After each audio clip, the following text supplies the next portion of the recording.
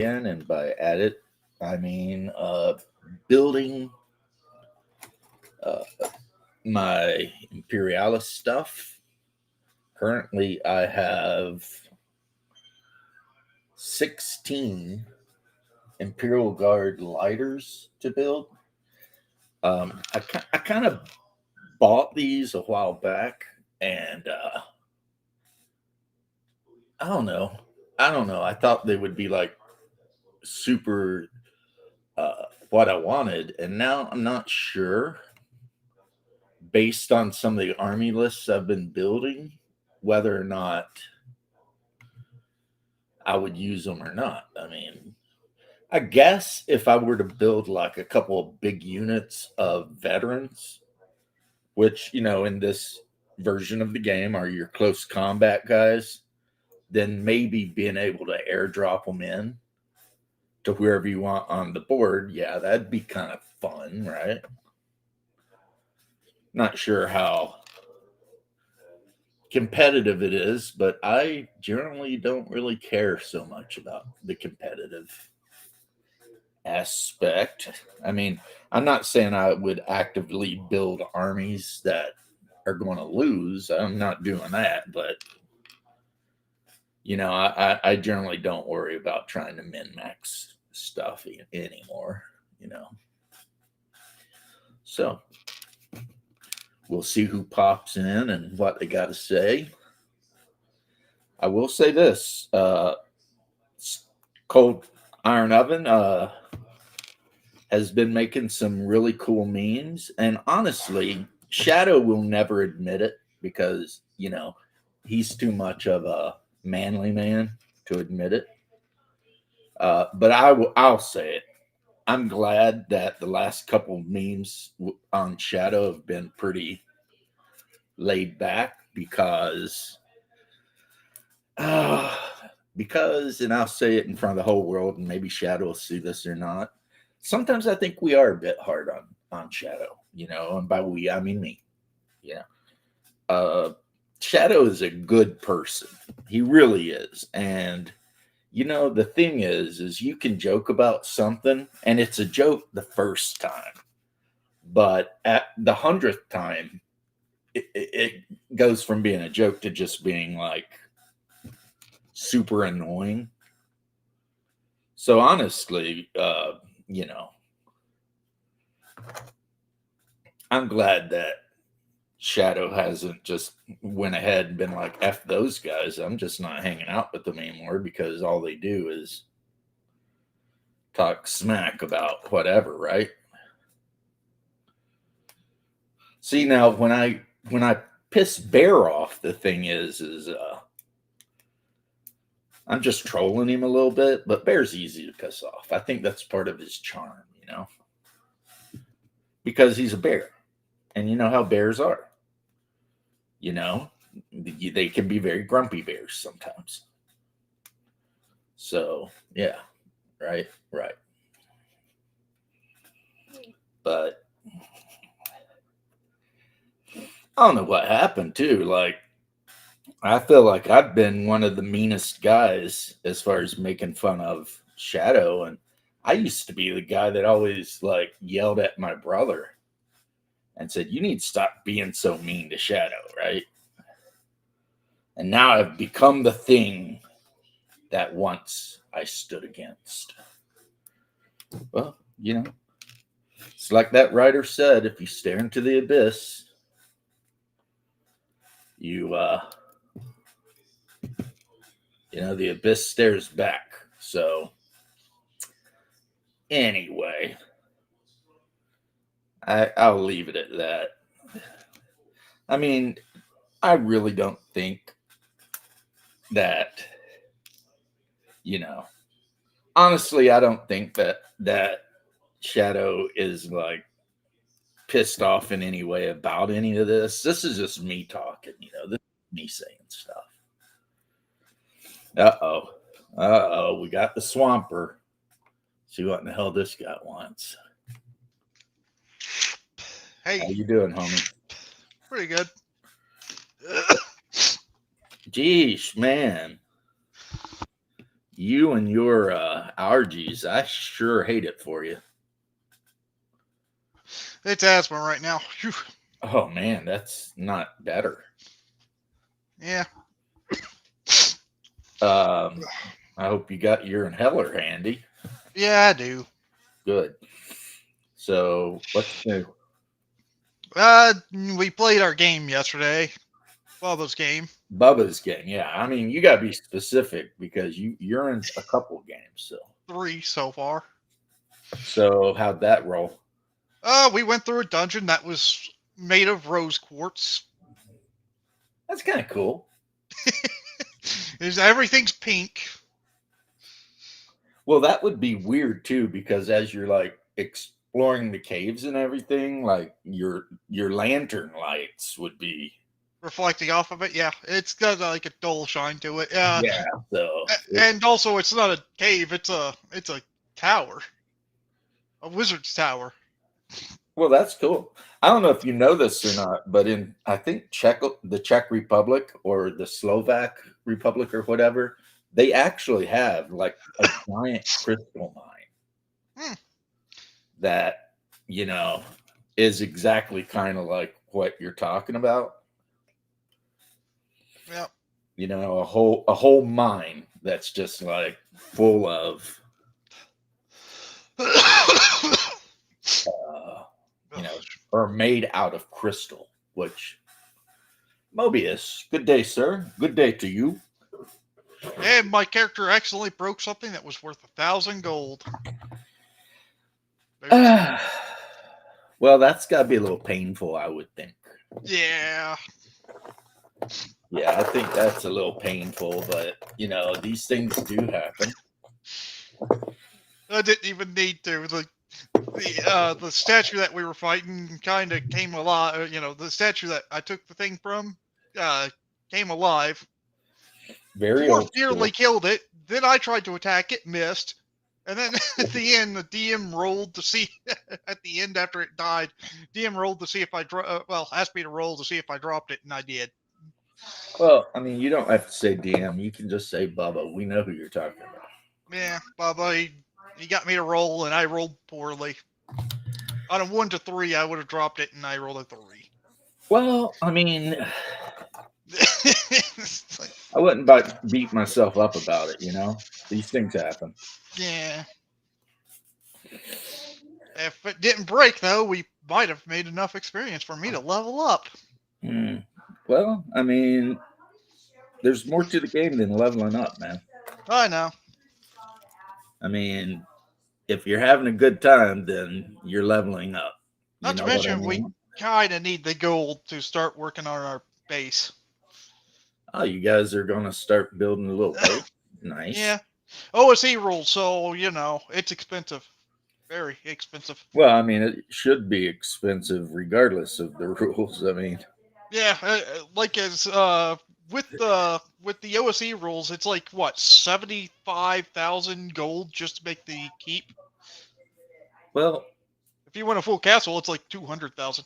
yeah, but I mean, a keep is the most important part of a castle. Yep. So, oh, we got my hunting buddy. Let's go to the woods for the Emperor. Tee-hee. I'm not going to the woods with you. The last time you ripped your eyes out and chased me around. I have such wonderful horrors to show you. Tee-hee. Who wants to go squirrel hunting? Yeah, the memes would freaking bear chase me around the woods with no eyeballs. Yeah, we should go squirrel hunting. Come on. Yeah. No, squirrels. Hang on, I got a cat assaulting me. Hang on. Timmy, What? in all honesty, how do you go hunting at all? I mean, with all of your allergies and stuff, I think you just die at some point. No, I'd be fine. Of course, I'd be miserable for a little bit, but I'll be fine. Yeah, I mean, do you ever eat honey? Nope. You need to, the next time you're going to spend a little bit of money, and I don't mean a whole lot of money, just a little bit of money, maybe well, have a good day. Good day. What's up, Mobius? You need to get some local honey and eat or put it in tea, like a teaspoon a day, because it is a fact that consuming local honey will help you with allergies and stuff. Just be careful and make sure you read the label before you buy anything, because sometimes what they'll do is they'll cut it with high fructose corn syrup, which is bad. Yeah. Well, I was assuming, but you're right. I should. Yeah, if you buy honey, look at that shit. That is just terrible. All for you, Bubba. Yeah. Yeah. Bear's not wrong. You do have to make sure that you read the labels. Yep. Because cheap honey, they'll try and cut it with God knows what, right? And you don't want that. You don't want to be eating stuff that you don't know what it is. You know what I mean? Yep. But good honey, made 100% natural honey from your area. It's got to be from your area. It can't be like orange blossom honey from here. It's can actually help you with your allergies somehow or another. Now, this isn't medical advice. This is shaman advice. Pretend like I'm just a shaman and I'm telling you stuff, because I'm not a doctor. So. Oh, and James, guess who? What else? I've been mainly the one that gets dropped into pits all the time. This time, pit traps. You're playing a cleric, right? Yep. Well, I mean, clerics can be very strong, depending on the game you're playing. So, I got a good armor, but every pit I fell into was all had water in it too. I don't get what. Little Appalachia at which remedy for your sniffles. Yeah. What's up, Paul? Crafting Gamer.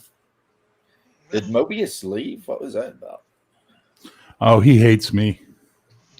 Isn't he Canadian? He was, yeah, but he hates me. He was on my channel the other day claiming that I'm killing my channel and my appearances on channels like yours is killing your channels. And I was just like, man, does it suck that people like me? I mean, is that so hard for you? Fuck. Like, what's wrong with you? Yeah, whatever. I don't know what the fuck I ever did to him, so fuck him. Apparently, I'm destroying people's channels by being a guest on them. Well, one thing they got from whatever, man. Is you're not a guest here. Guests imply that there's a certain amount of formality and stuff. No. Or that I'm only going to ask you a specific array of questions, not let you just free form say whatever. I mean, no, you're just one of the guys and you show up here and, I wish I'm going to say something and you can be offended about it if you want, but why is it that everyone that hates you is Canadian? No idea, brother. No idea. I mean, I'm going to stop talking about how you guys are a simple, kind people because I don't know, dude. Because I don't know if any Americans are that bear, but I can think of 2 or 3 Canadians you've told me about that just are just can't stand me. Yeah, guy, and it's like, why? Listen, if I was the kind of person that was doing horrible shit to people, I'd understand. But I'm not. So whatever their issue is, it's an issue with my personality that triggers something in their insecurity, and I can't control that. So therefore, it's their problem, not mine. Well, yeah, I see what you're saying, and I would think. I mean, Mobius is a grown man, and he's a good guy. I think he's a good guy. He's never made me think he wasn't a good guy. So I would hope that if he actually had an issue, that he would be like, look, I don't like this. And then you could either...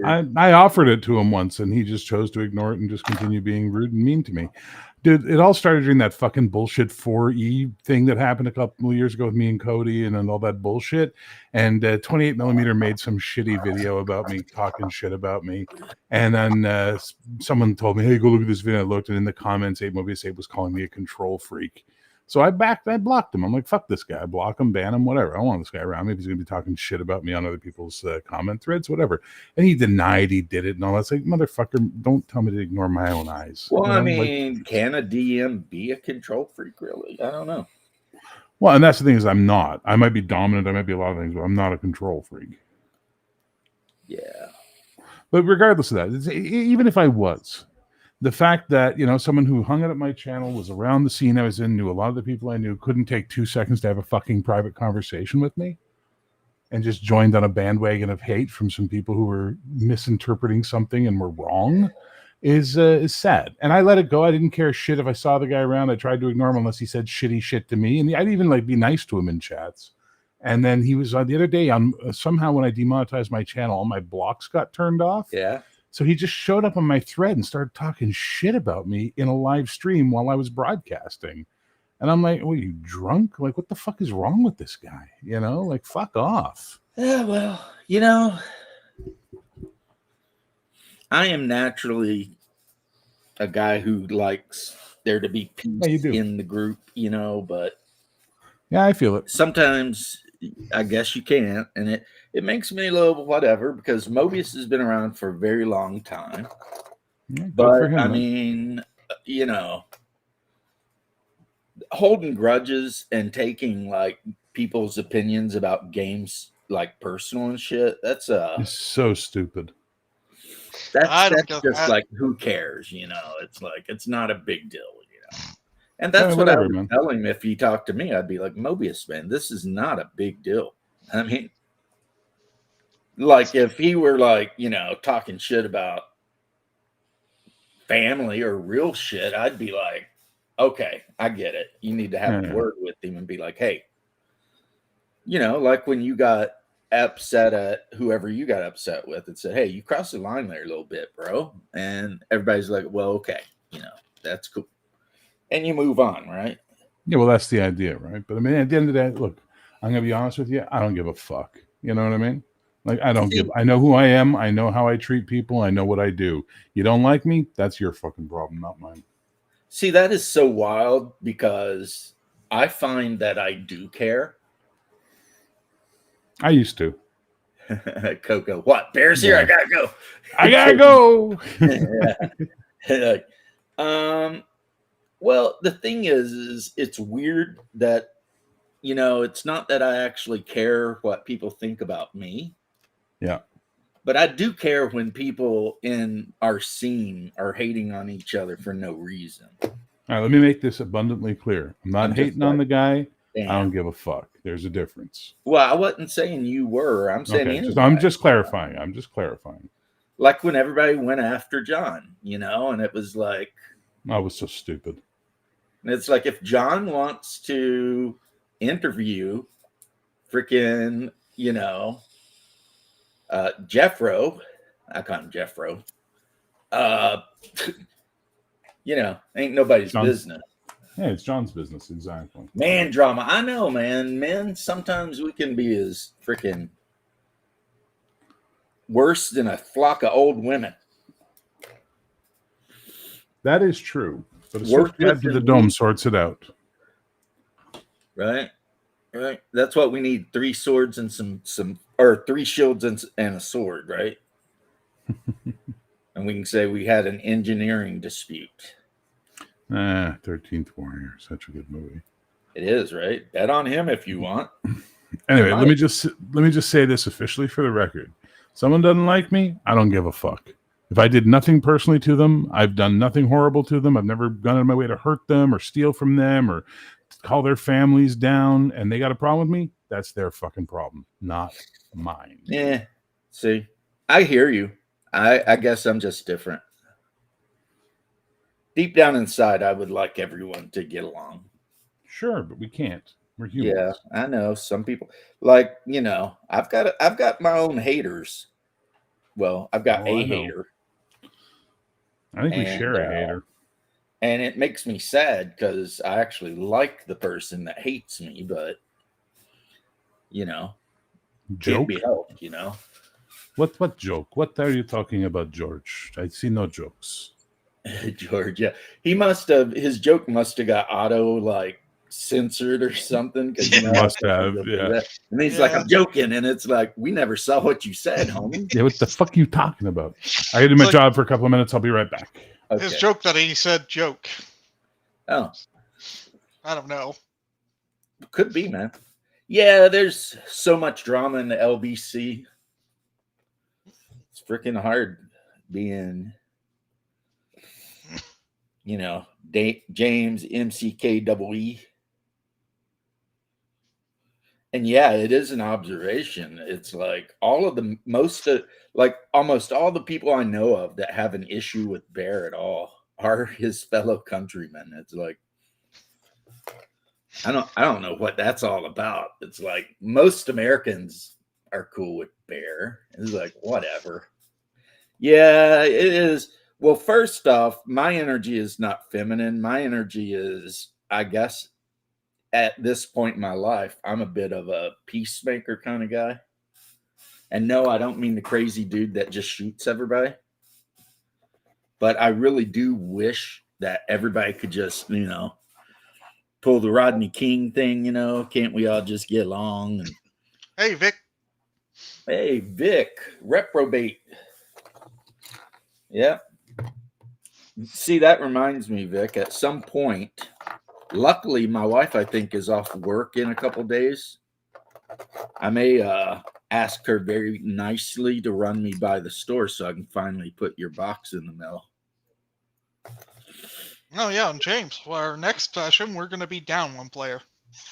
Okay. Dude's moving, so he won't be in the next session. Well, that sucks.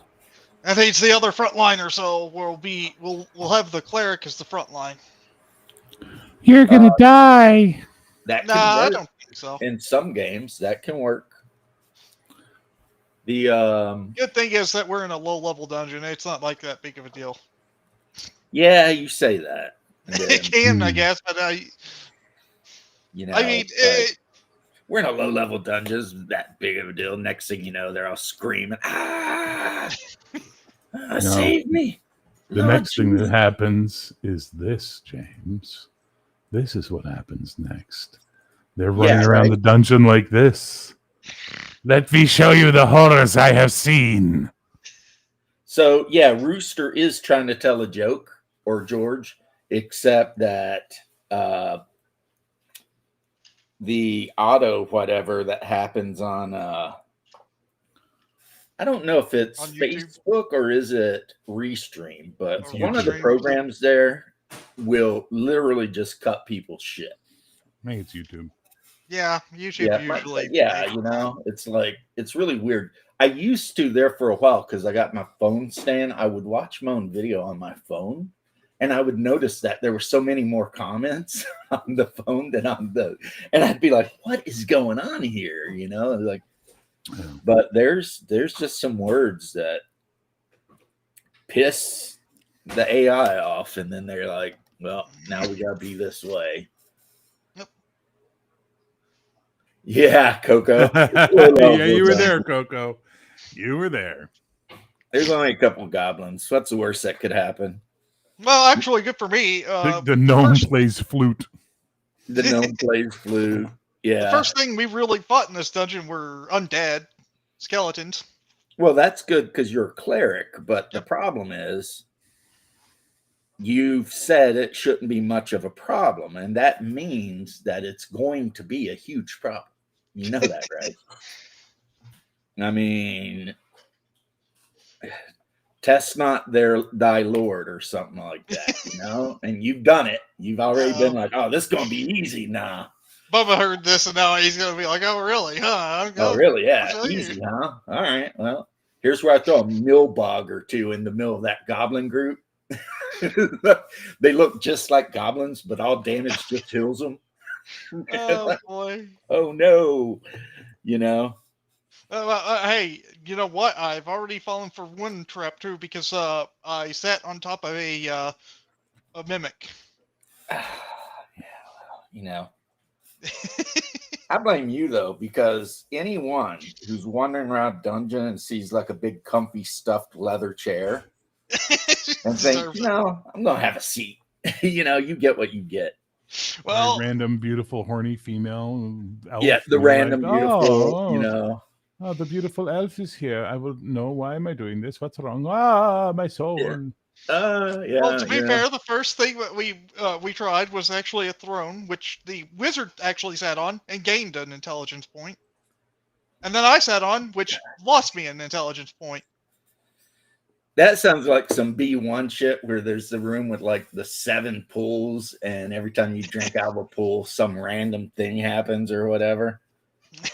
So, Yeah. I mean, that's old school Gary Gygax dungeon writing, you know, where it's just like, yep, stuff are going to happen. Don't know what it is, but Well, the get thing ready is for that it. It's coming. everything did something, so you couldn't ignore shit. You had to try everything. You had to test everything because you might get something really great out of it, right? So, Right. Or you go from an intelligence of 10 to 9. Or that's called you entrapment. literally just die. Oh, intelligence 10 to 9. Yeah, that's called public school. Yeah. Public school, yeah. I mean, Hungar can tell you all about the time he went into the dungeon and saw the big green demon head and thought it'd be a good idea to stick his face in its mouth to see what was in there. No. And then, like, you know, the bomb half of his body just slid to the ground with blood gushing everywhere. The rest of the group's like, what the hell? You know? Yeah, stick your whole upper body into a sphere of annihilation. See how that works out for you. Not good. That's the answer. No. Not good. Apparently not. Survey says. Yeah, survey says, yeah, not good. But I mean, that's part of the fun too, right? You know, Yeah. doing stupid shit happening. Was it the Funhouse Dungeons? Yeah, well, that is the Gary Gygax way right there. The Funhouse Dungeon. That's just what he likes. So if you look at all of his dungeons, and of course B2 is my favorite one he ever wrote, obviously, but if you look at all of his dungeons, you end up with dungeons like Beyond the Magic Mirror and, you know, all this kind of shit. That's cool. That is cool. And yeah. Yep. Yeah. Yeah. I don't know how I influenced that, but thank you. I mean, you know, you learn from people. That's the whole point of having people around. Otherwise, I don't know what the point would be. Maybe so you wouldn't be lonely. I don't know, but Lonely. I'm so lonely. Yep. So it's like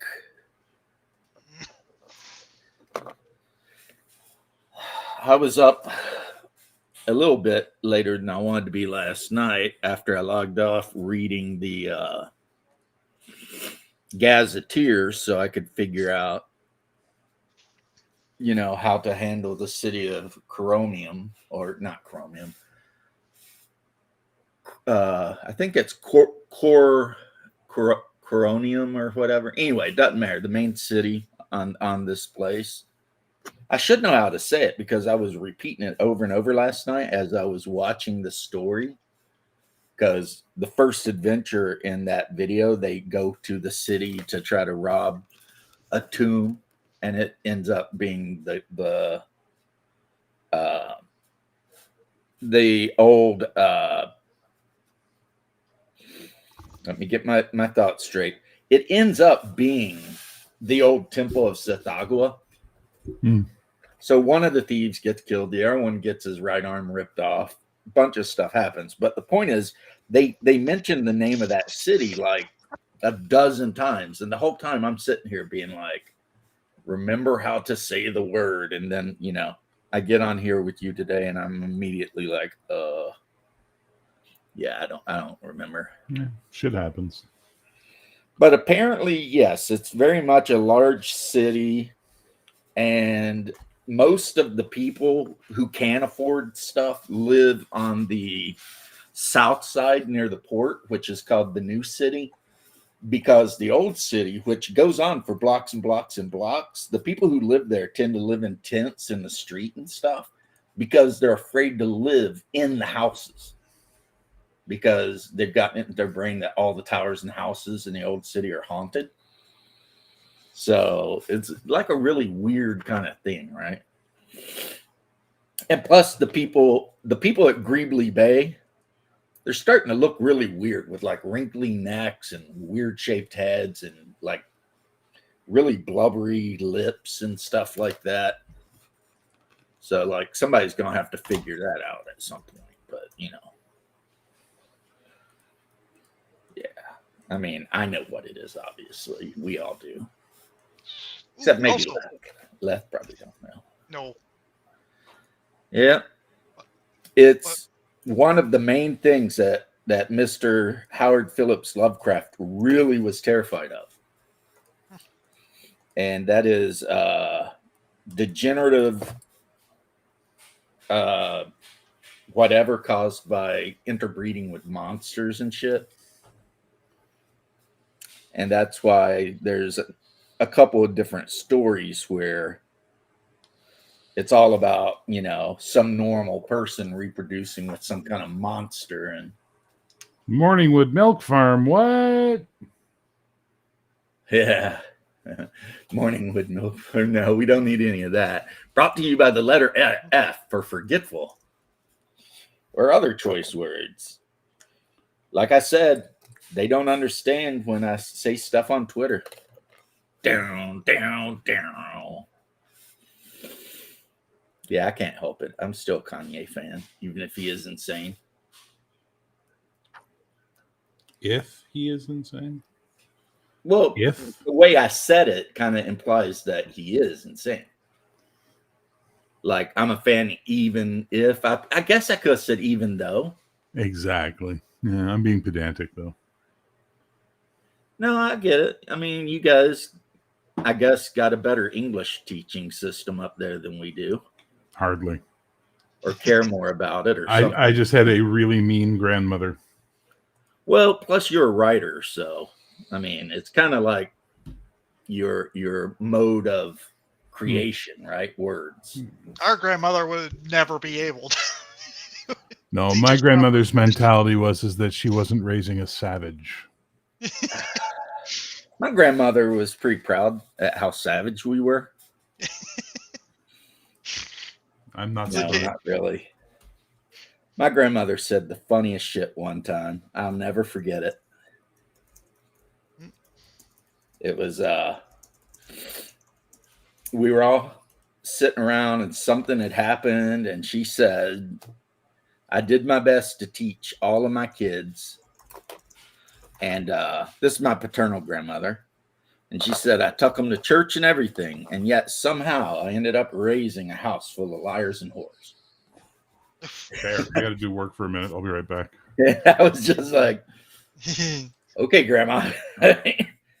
You know, Okay, come on. my grandma was cool like that. You know, she'd just say how she felt about things. I can't say that. I did get the best of luck on grandmas. Oh no, my grandma loved me. She wasn't talking about me, man. Don't get it twisted. She said she's talking about her own kids. I was the baby boy. I could do no wrong. You know what I mean? My grandma, especially on my mom's side, was a little bit weird. Oh well, you know. Like, the only thing I can say about my grandma on the paternal side, okay, I can say a couple things about both grandparents, but on the paternal side, I don't think that woman ever cooked anything that didn't get fried in pork fat. And then on the maternal side, everything got boiled until it turned into a mush. On my dad's side, I never had any food made by my grandma. I don't know if she even knew how to cook. Your gramps did all the cooking? I don't even know on that one. I never ate at their place. Oh, well, you know. We would all get together and have big family whatevers, you know. And yeah, my grandmother, she basically just, on the maternal side, she just basically boiled the shit out of everything. That was her method of cooking.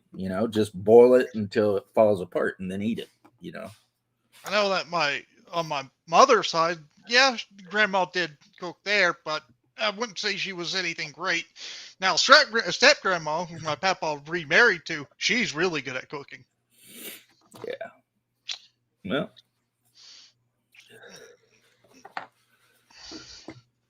But yeah, I still Lana, can't see my children. my biological grandmother, she was weird. I mean, it was snowing out one time, and I was getting ready to take the trash out, and she's like, "What are you doing? I told you to take the trash out." I'm like, "I'm going to." Yeah, that's not weird. That's Alzheimer's. Come on, man. Have a little sympathy. She wasn't losing her mind back then. I don't think. Well, I think I'm losing my mind this time. I think I'm losing my mind this time. This time I'm losing my mind. That's right. See, you don't know what that is, and I'm sorry for that. But I think I'm losing my mind. Yeah, I don't think I've heard that one. It's called "So What You Want" by the Beastie Boys. Maybe I've heard of it, but it's a not wild, often. A wild James has appeared in the woods. Yeah. So, Hungar, do you? China has a panda bear. Canada has the pedantic bear. Yeah, yeah. Hungar, do you have any excuse for yourself as far as why you didn't join the chat? I mean, I don't understand. Do I need to invite you like personally to every chat, send you an engraved notice or something? What's going on, bro? You need to seal it with your family seal and everything. Right. Send it on parchment with like special ink and sealed with like red wax in the family seal, which my family seal is a gauntleted fist. That's kind of cool. Yeah. And according to the there's this thing where you can look up your family seal and what it means. My family seal basically, well, not basically, it literally means a family of warriors and the strength of 5 men or some shit like that. So apparently my ancestors were like into scrapping. Yeah. They're like, let's do some scrapping. Oh, my family seal is a cross. Is it? Yeah. Yeah. James, can I ask you a question? You can ask me anything you want, Bear. Where are my eyes? Where we're going, you don't need eyes. Excellent. I cannot wait to show you what wonderful sights I have seen. Yeah, right? I love that movie. Great movie. And Cold Iron Stove, he nailed oven because you're cooking. You're always cooking. Every time I see you, you're cooking or eating. Ah, that's Jesus interesting. Christ. Actually, the family seal got changed. I think after 1290, because before that it was actually a squirrel between branches. Timmy's family seal's a squirrel. Makes a lot of sense, actually. Does it? I mean, okay. Like when I saw my family seal, I was like, I don't know how to take that, just a gauntleted fist clenched up, like Ferris Manus or some shit. My brother is enjoying a white monster. I am enjoying a white monster. Yeah, he's starving. That's true. He is Hungar the Starvarian. Starving like Marvin. He's starving like a Marvin. But which it turns out is not the most common name in Somalia. But you think it would be. Because then that would be hilarious. If everyone in Ethiopia or wherever was freaking named Marvin. Oh my God. Yeah, dark humor is the best humor. I agree, Passerby. That is a movie that I watch way more than my therapist probably thinks I should. Fair. I need coffee. I'll be right back. Yeah. And I don't care. People talk all this shit about it and whatever. And yes, I understand that the movie got bushwhacked by the studio and whoever, but honestly, even the little bit we managed to get is pretty badass. You know what I'm saying?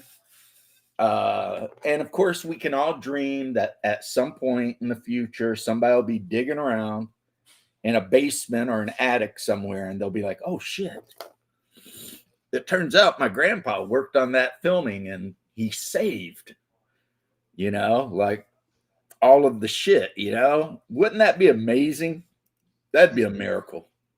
And then they could come out with like the producer's cut, which would apparently was like take all of the weird clips of the violent shit that was going on and just expand all that shit out. So, but yeah, she won't let you leave. And what's his name? Lawrence Fishburne, I think it is. He's like, who is she? It's like the ship, like, oh my goodness. I mean, the first Alien was basically supposed to be the haunted house in space, but Event Horizon was literally the haunted house in space. That's what that shit was. I mean, now we can talk about where they went, the theories that a lot of people probably wouldn't like about 20K, the warp, whatever. What we do know is Baby Bear, the one guy who was called Baby Bear, not, my little Mishka that's on stage here with me today. He said that he went to a place that was nothing but pure evil. So, I mean, we can be religious and say it was literally hell. We can get all like, transcendental or whatever and talk about like weird karmic existences, whatever you like. That's what's good about the movie is it kind of lets you fill in the blank, like now me personally, just because I think they went to hell. That's what I think, but that's just what I think. And if you add like $5 to that, you might be able to get yourself a cup of coffee somewhere, maybe. Yeah, that's the thing. These idiots thought it'd be a good idea to store all of the movie in a salt mine in frickin' Romania. And it's like, of course, the imagination part of me, the DM brain says, but what if the movie was literally haunted? And they put it in the salt mine in Romania to try to protect the world from the film. Because, salt is supposedly, according to ancient traditions, salt is good against evil spirits and stuff, right? And witches and shit. So there could be more going on with that movie than we even think. How you doing, my brother? I'm doing all right. I'm eating me some egg salad. Well, egg salad. You know what egg salad is? Scrambled deviled eggs. Yeah, it's just deviled eggs, but whoever was making them couldn't figure out how not to break all the eggs. So they said, F it, and they just crushed it all together and smeared it on some toast. The best line in Event Horizon is after they watch the uncoded video, and then they cut to that wide shot of all of them looking at the console, and Lawrence Fishburne goes, all right, we're leaving. Just boom. It's just like, did you hear my weird theory about why they stored the movie in a salt mine in Romania, though? Well, I also wanted to correct something because I'm pedantic. You said we'd get the producer's cut. We got the producer's cut. We need the director's cut. We didn't get all, yeah. You're right. My bad. I think the producers were probably like super Christian or something, or maybe they're fundamentalist or evangelical, and they were offended by all the satanic stuff in it. You know what's weird is I didn't see it as actively satanic. It's not like there was like, well, you didn't see the full cut, pentagrams and crazy shit. You didn't see the full cut, so you don't know. We don't know. We've never seen what was cut out. But obviously, you are right about one thing. The movie offended them enough that they threw it in a salt mine in fucking Romania. In Romania, a salt mine. Like nothing destroys film more than salt in the air, Yeah, but you know what? Salt's really good at defending yourself from witches and evil spirits, too. Fey spirits. Not so much against demons. The well, reason okay. that there's so much hype behind this movie is because we don't know what it was really There is supposed no to hype. This is a cult classic. This is one of those movies that 9 out of 10 people probably have no idea exists. be. Yeah, but the people who know it exists, they really know it exists. Well, that's what makes a cult classic. I feel the same way when I look at all the dudes that are like in love with all the trauma films, and I'm just like, yeah, I don't get it. Me neither. Like, I don't get it, but okay, enjoy yourself, have a great time. There's only two trauma films I like: Sergeant Kabuki Man NYPD because it's funny, and Frankenhooker. Frankenhooker's so funny. I used to hang out with a guy, and he was just like super into trauma films, but he was also the kind of guy that would watch like the Fiendish Overlord or whatever anime. Yeah. Legend of the Overfiend. Yeah, Or so Faces of Death. yeah, he brought that movie over one night, and we were watching it. And at the end of it was Tromeo and Juliet. When the movie ended, I told him never to come to my house again. Wow. Well, I had young daughters. I don't need a weirdo hanging out around my 6-year-old kids. I'm like, nah, you're a weirdo. If you thought this movie was good, I don't even want you around. Sorry, I mean, I didn't really care for him that much anyway. I'd beat him up with a cat like a month prior. So that's right. That's why I love cats. They help me out in the jam. I got to Yeah. work for a minute. I'll be right back. Okay. And I will expand upon that story for some of you who are like, what in the hell? I was holding a kitten in my hand, and this guy ran up and started talking all this shit and bowed up like he wanted to fight. So when I realized, I guess I was about 25.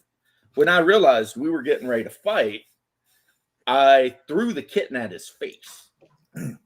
And when Nothing to mess up somebody before a fight than having a fur ball of claws and spite just chucked at him. And that's what happened. When that cat flew at his face, he threw his hands up to try to block himself.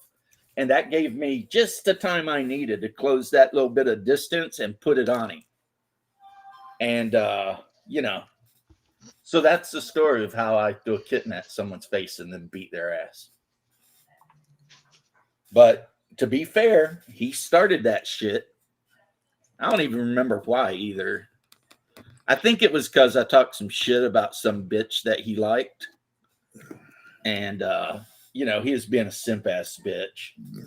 But that guy ended up going to prison for a long time. So, good for him. Yep. Good for him. And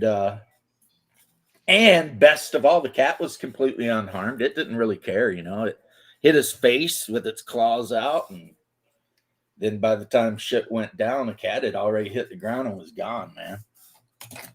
How are you doing, Timmy? Oh, good. Good. How you doing, Pungar? Doing good. See, I don't think that would have worked with a puppy. No. Nah, No. Well, people are more apt to catch puppies. Yeah, I mean, it might have worked with a puppy, but with a kitten, 100%. 100%.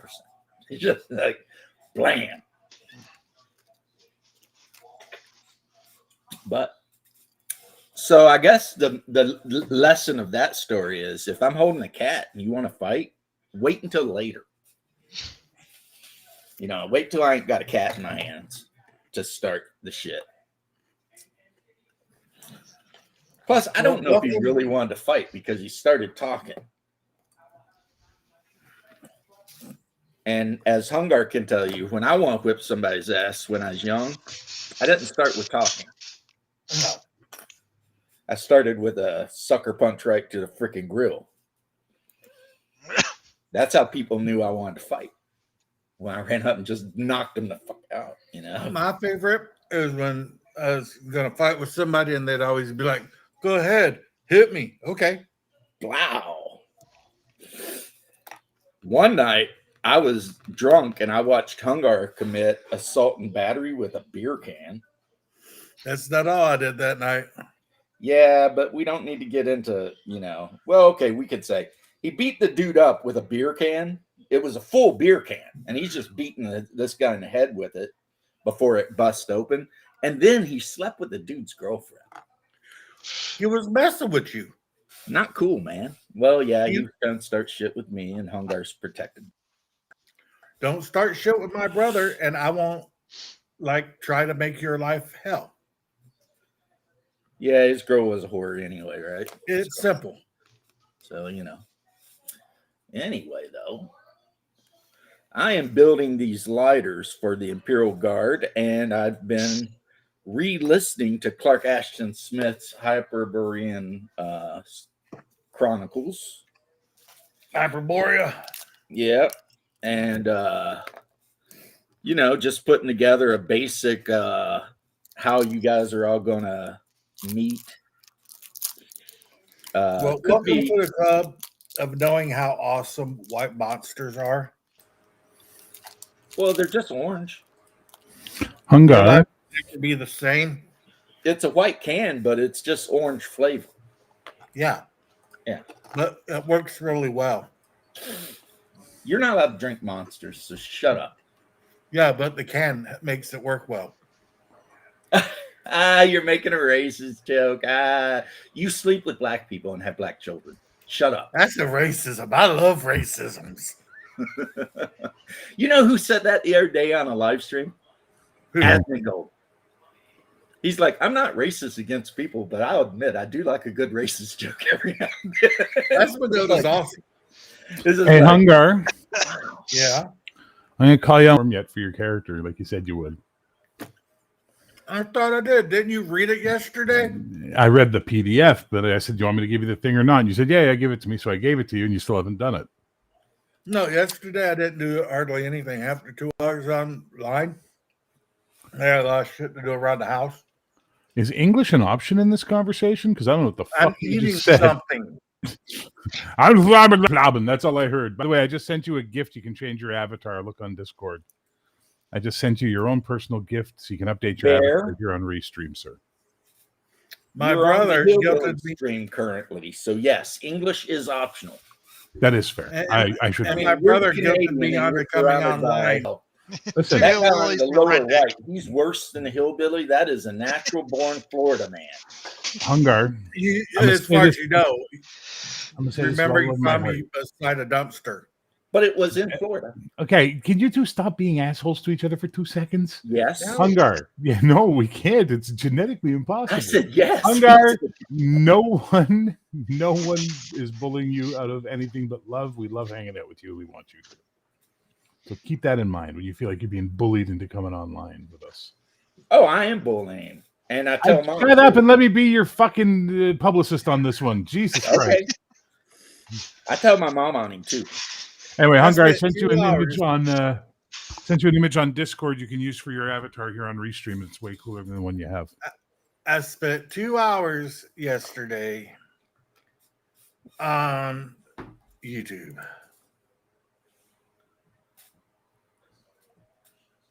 I think he must have 2 hours on YouTube yesterday or had a stroke.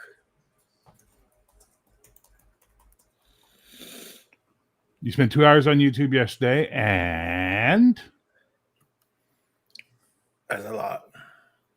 Okay, you need to take maybe a hibernate for a week, and then maybe. Are you having a stroke? No, I'm trying to download what Bear sent me. Plus, I'm looking for a picture that he said he sent me that I don't see. Oh, well, sorry. Hang on. You can't. Okay. First of all, you can't download what I sent you. You just have to go to the link and fill it out. Did I give it to you, the link? I didn't give you the link. That's my bad. That's on me. Hang on. Let me get you the link, Hungar. I apologize. I gave it to nerds. I thought I'd given it to you. My apologies. I actually think, Passerby, that it could work. I mean, if Blair Witch worked, I mean, surely that could work too. What could work? A movie where it's all POV, but from the aliens' point of view. Yeah, they did that. They did that in Alien 3, and everybody shit a brick because the xenomorph doesn't have the xenomorph is a term. It's not called the xenomorph. That's fans did that. Yeah, the alien doesn't have eyes. Yeah, it sees by I don't know how. No one knows how they. Maybe it's sound, maybe it's heat, maybe it's vibrations. No one knows. Maybe it's got some kind of weird echolocation, or We don't know. what we do know is them bastards can see you though. Look at that! Look at that! Look at that picture! Look at that! Yeah, Hungar in Space Marine armor with a freaking Santa Claus hat. That's pretty badass. Oh, Shadwell's here. Yeah, he's Run here. Hey, Shadow. to the hills. Oh, I did a whole apology stream earlier. Yeah, James is on the. Oh no, I might have offended somebody. Kick, and that's No, gonna I last just for said about that another maybe week I or need two. to be nicer as Shadow. He's a good guy. Yeah, When and did you do that'll that? I last for missed about it. a week or two, and then James will be like, you know what? You know I was mean to him. Fuck him. That's not true. He'll just be like, "Gay." That could be true. But blessed are the peacemakers. When did you do this apology stream? The first 10 minutes of this stream was me saying, I hope You I got a haven't. little hard on. Actually, I said that I was glad that the meme meister has been like being really cool to Shadow, because I think he catches a lot of shit. Yeah, but now he's I got don't- me gay, gouging my eyes out and into fat chicks. What the fuck? Like, how did I get one in that field? I think the eyes. I a get. bacon Okay. sandwich. Well, I don't What know was what that? you're offended about. I'm in all of them with you. I'm not offended. I'm just saying it's funny how he got off Shadow's dick and now he's on mine. Yeah, I now know, it's Shadow's awful hanging out funny. in graveyards surrounded by goth hotties. Yeah. It's awful funny how it shows Shadow gooning to Vampirilla, and Bear's in the window said, I see what you're doing. And Vampirilla's like, is he joining us, master? And Shadow's like, no. Well, Vampirilla was like very attractive in a weird way, Yeah, I hated that in Alien Earth. Xeno is just Greek for other. I'm just saying I could stand with a little more Imperatrix Forlani is all I'm saying. All right, Cold Iron, if you're listening. Yeah, for Lanny. A little more of my Empress green is Forlani not love, seen. please. So, anyway, Shadow, what are you doing? Come on. gooning. Gooning is like a term they call people who masturbate a lot. Gooners. Gherkin to gherkin. It's actually like not a good term either, which is really weird because The it's band of the hand. yeah, but like I said, I lanolin. think not it's more than that being the aloe. band of the hand, though. You have to be like a specific type of degenerate to be a gooner. Listen, I said lanolin, not that aloe vera bullshit. I remember that movie. That was a pretty good movie. But yeah, it's like if you're a gooner, it's like a guy who simps over porn stars and shit like that. Yeah. Like you're the kind of guy that like thinks you got a shot with Belle Delphine or something. And it's like I love that part of that movie when Lou Diamond Phillips is doing his death speech. Man, all I wanted to do was buy a yacht and shoot some dolphins. Is that too much to ask? I like how you keep trying to change subject. Yeah, we don't need to talk about self-pleasure. There is no self-pleasure, only self-flagellation. Only pain will drive the evil from your flesh. Oh, I watched a video where some dude did a whole big thing about who would win, Pinhead or Freddy Krueger. Pinhead. Yeah, Pinhead crushed him. Pinhead. Come on, Freddy Krueger. Because It's Freddy not like Krueger Pinhead's creates a dream hell. Pinhead just took Freddy Krueger and put him in hell. And it's It's not like Pinhead's going to take a nap. right. So what Even ended up last happening week- is Pinhead put Freddy Krueger in the labyrinth and then pretty much worked on all of the things that Freddy Krueger actually doesn't care for, as you do when you're the Hell Priest. I'll tell you what, I watched a Hellraiser movie recently that I wasn't sure would be good, and it ended up being actually really good. even though what it had to do with Hellraiser was kind of like a stretch. I'm But gonna it's not stop a you. cop that was a serial killer, and like his brother was banging his wife, and like all this shit was going on. I'm gonna stop you right there. There are no good Hellraiser movies. They're all twisted, and that's what's wrong with society. Shut up. No, I'm gonna agree with them, to be quite honest. I don't think there are any good Hellraiser movies either. The concept is fascinating, and we all get into that, but none of them are good movies. Well, they're good enough for me. Well, fair enough. Yeah, but in this one, you meet another guy, and he's got a scarred up face, and his job is to interview you. So you confess to him, and he types it out, but then he gives the typed out stuff to this other demon that eats it. Did and you see the vomits remake? up something, and then then that determines how you're going to get basically dealt with. Did you see the remake where they made Pinhead female? I have not, but I've not heard great things about it. Speaking on that note, Japan just put out a thing saying, listen here, America, no more dubbed anime, no more of our anime if you don't stop woken it up. Localizing it. Yeah, exactly. Yep. Yeah, they did that a little while back, but yeah. Good for them. Yeah. Well, I mean, you know. Well, the thing is, they don't need the American market. They make plenty of money in Japan. Yeah. Yeah. The only time they should localize anime is like they did in Ghost Stories. Yeah. When they just let yeah, you know, Pastor, but I think there's like 10 of those. And like 8 of them, Pinhead shows up for like 3 minutes, like toward the end. And the rest of it's just like some scary movie someone wrote. And then they're like, I know how we can market this. We'll call it Hellraiser 7 and just throw a Cenobite in it. At some point, for no reason.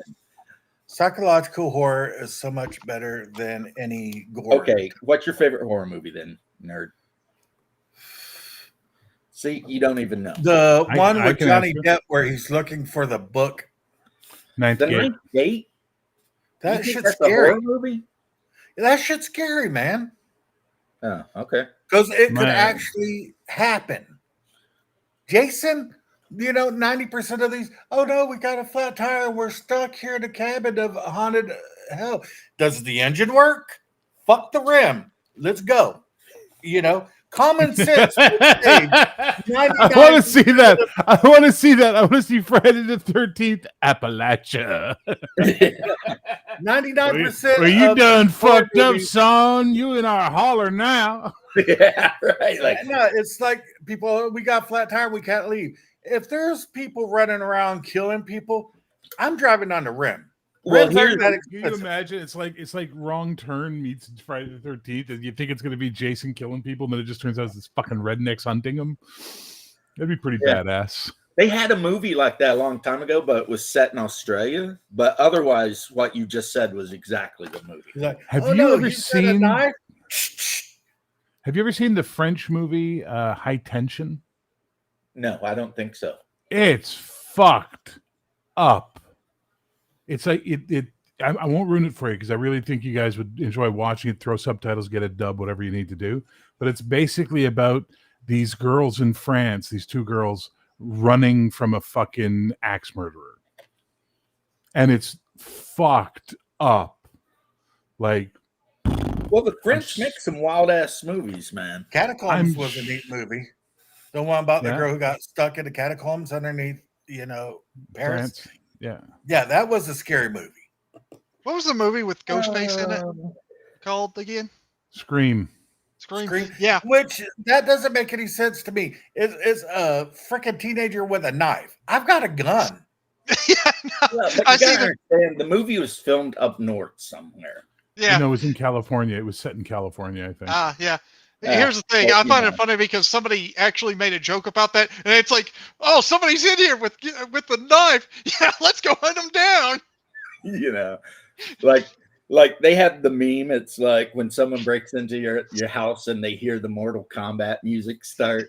Dun, dun, dun, dun, dun, dun. Yes, they- Like, I like the Siri intruder, and the lights turn red, and you hear freaking Fortunate Son starting. yeah. broke into some 70-year-old Vietnam vet's house. He's getting ready to just gank him. Be right back. Got to do my work. It was just funny because it's like, really? You're in here? Oh, awesome. And he's like, wait, this is not what I was expecting. Dale and Tucker unless versus you're Evil. Supernatural Discuss. horror, you don't want to be breaking into any house in the South because it's not gonna work.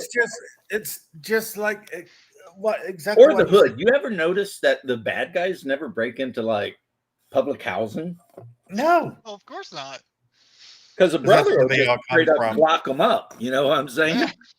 It's here's like, the thing. It's like common sense would save people. Oh shit! Your daughter's head turned around backwards and she's spewing out Latin and she don't know. It's time to leave. no, you got to call an old priest and a young priest. Shut up. Yeah, but you can call it from a payphone down the road. Oh man.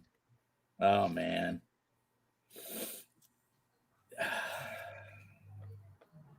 I don't even know what to. Good old Dude. exorcism won't fix that issue.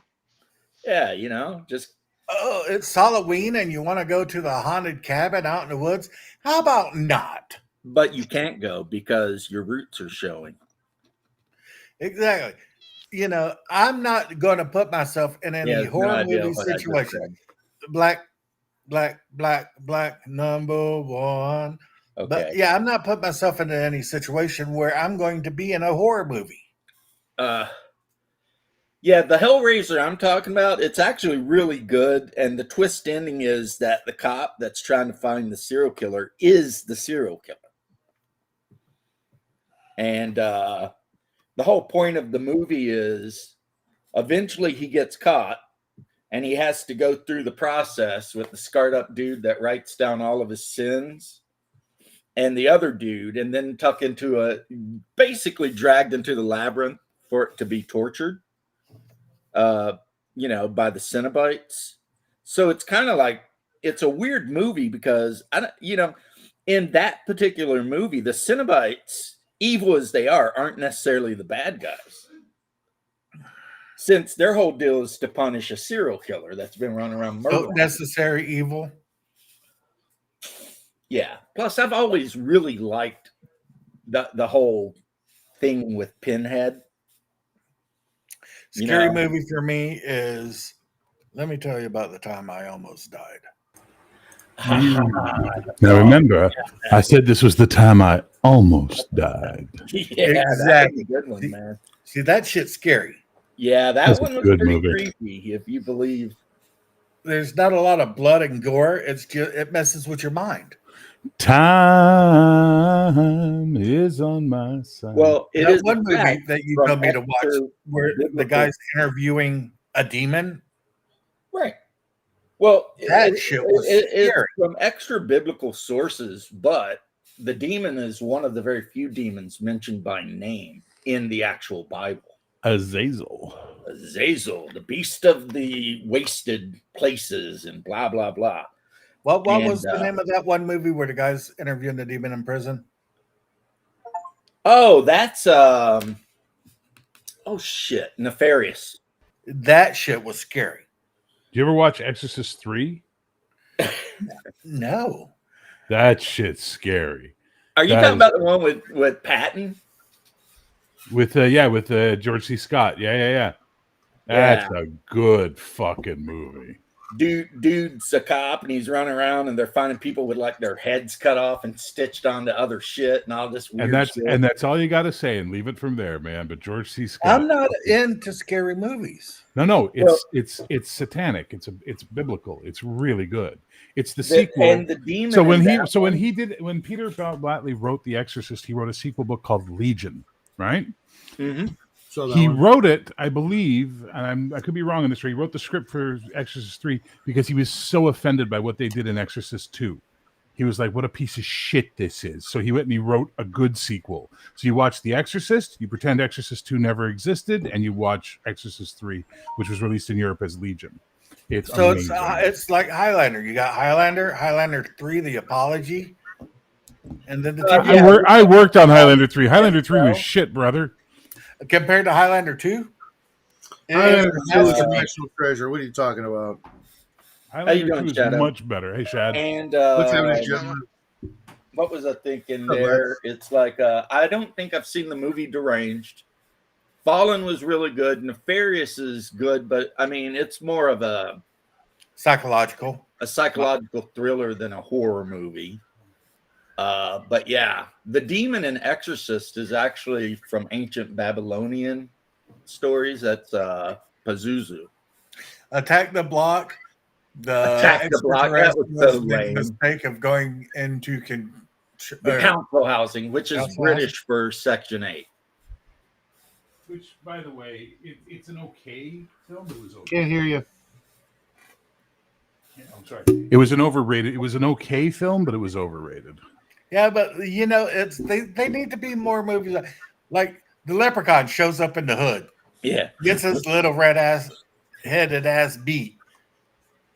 Leprechaun in the Hood. Film.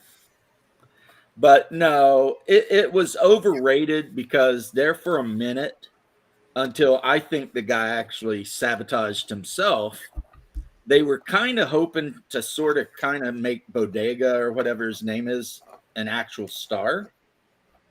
But unfortunately for him, he ran his mouth a little bit too much about shit he had done. And then he dropped off, you know. Well, so it's like Snow White. Well, kind of like his picture on the Star Wars poster in China. Just No, kinda it's just vanished, you know.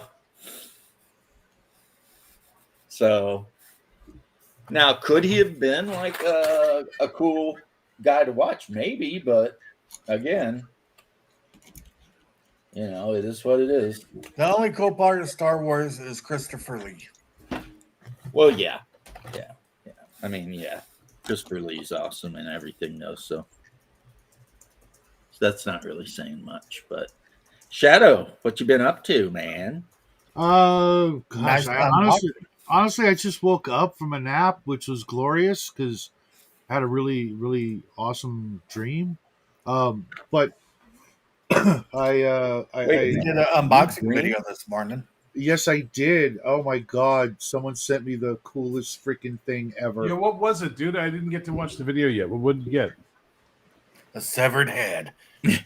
There's probably several in here, but Nice.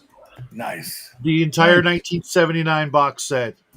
Nice. Good for you, man. I'm that's glad that. pretty cool. I've wanted this since it came out. My dad got one of the issues. He borrowed it from a friend at work, brought it home so I could read it as a kid.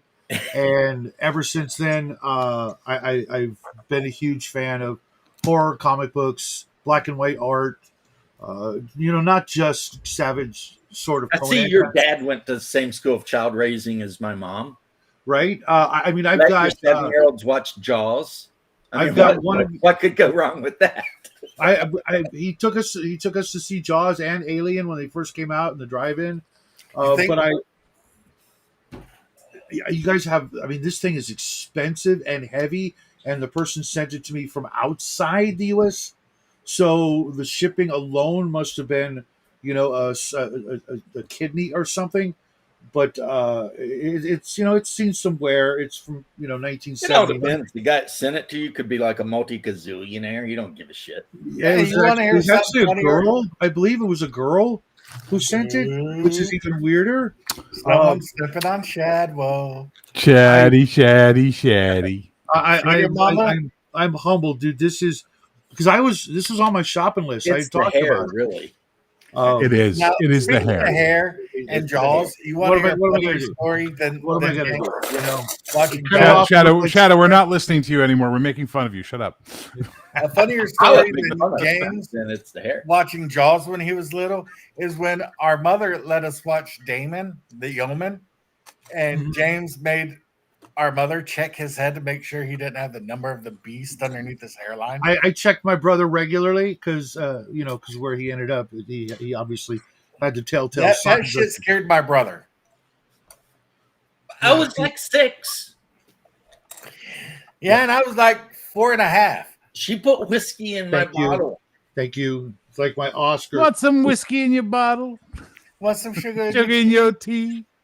What's all No, them it's crazy like things when you I was asking me? sleeping and stuff, or just not behaving and going to sleep. she'd slip just a wee touch of the spirit in the bottle, you know, just a wee touch. Yep. My mom and dad did the same for us. Like Fortunately, in modern day, people will be like, "Oh my god, that's abuse," but me, I was like, "Oh, Right. I You guess want I'm to gonna hear get some the sleep worst- tonight." You want I to hear the don't worst feel ass party. whipping I ever got in my life from my grandfather? Me and James and our younger uncle were hanging out. We have an uncle who's younger than us. We're hanging out, acting like we're smoking with sticks. So our grandfather decides to set us up on a picnic table, and he busts out his pack of Pall Mall unfilters and lights us up, each one of them, and sets us down. We're like 6, 7 years old. He's like, "All right, boys, you want to smoke? Go ahead and smoke them up." My brother and my uncle got sick. I got my ass beat when I asked for another one. Yeah, Hungar was not impressed with that shit. Me, I was throwing up. And you know what? So it just goes to show there's a 50-50 shot that that'll work because I never smoked ever again. And I smoked like a fish. And Hungar smoked 2 A packs fish? a day since he's You mean like a chimney? 15. No, I Smoked mean a like fish because No, I've no, never heard no. of smoked chimney, but you hear smoked fish.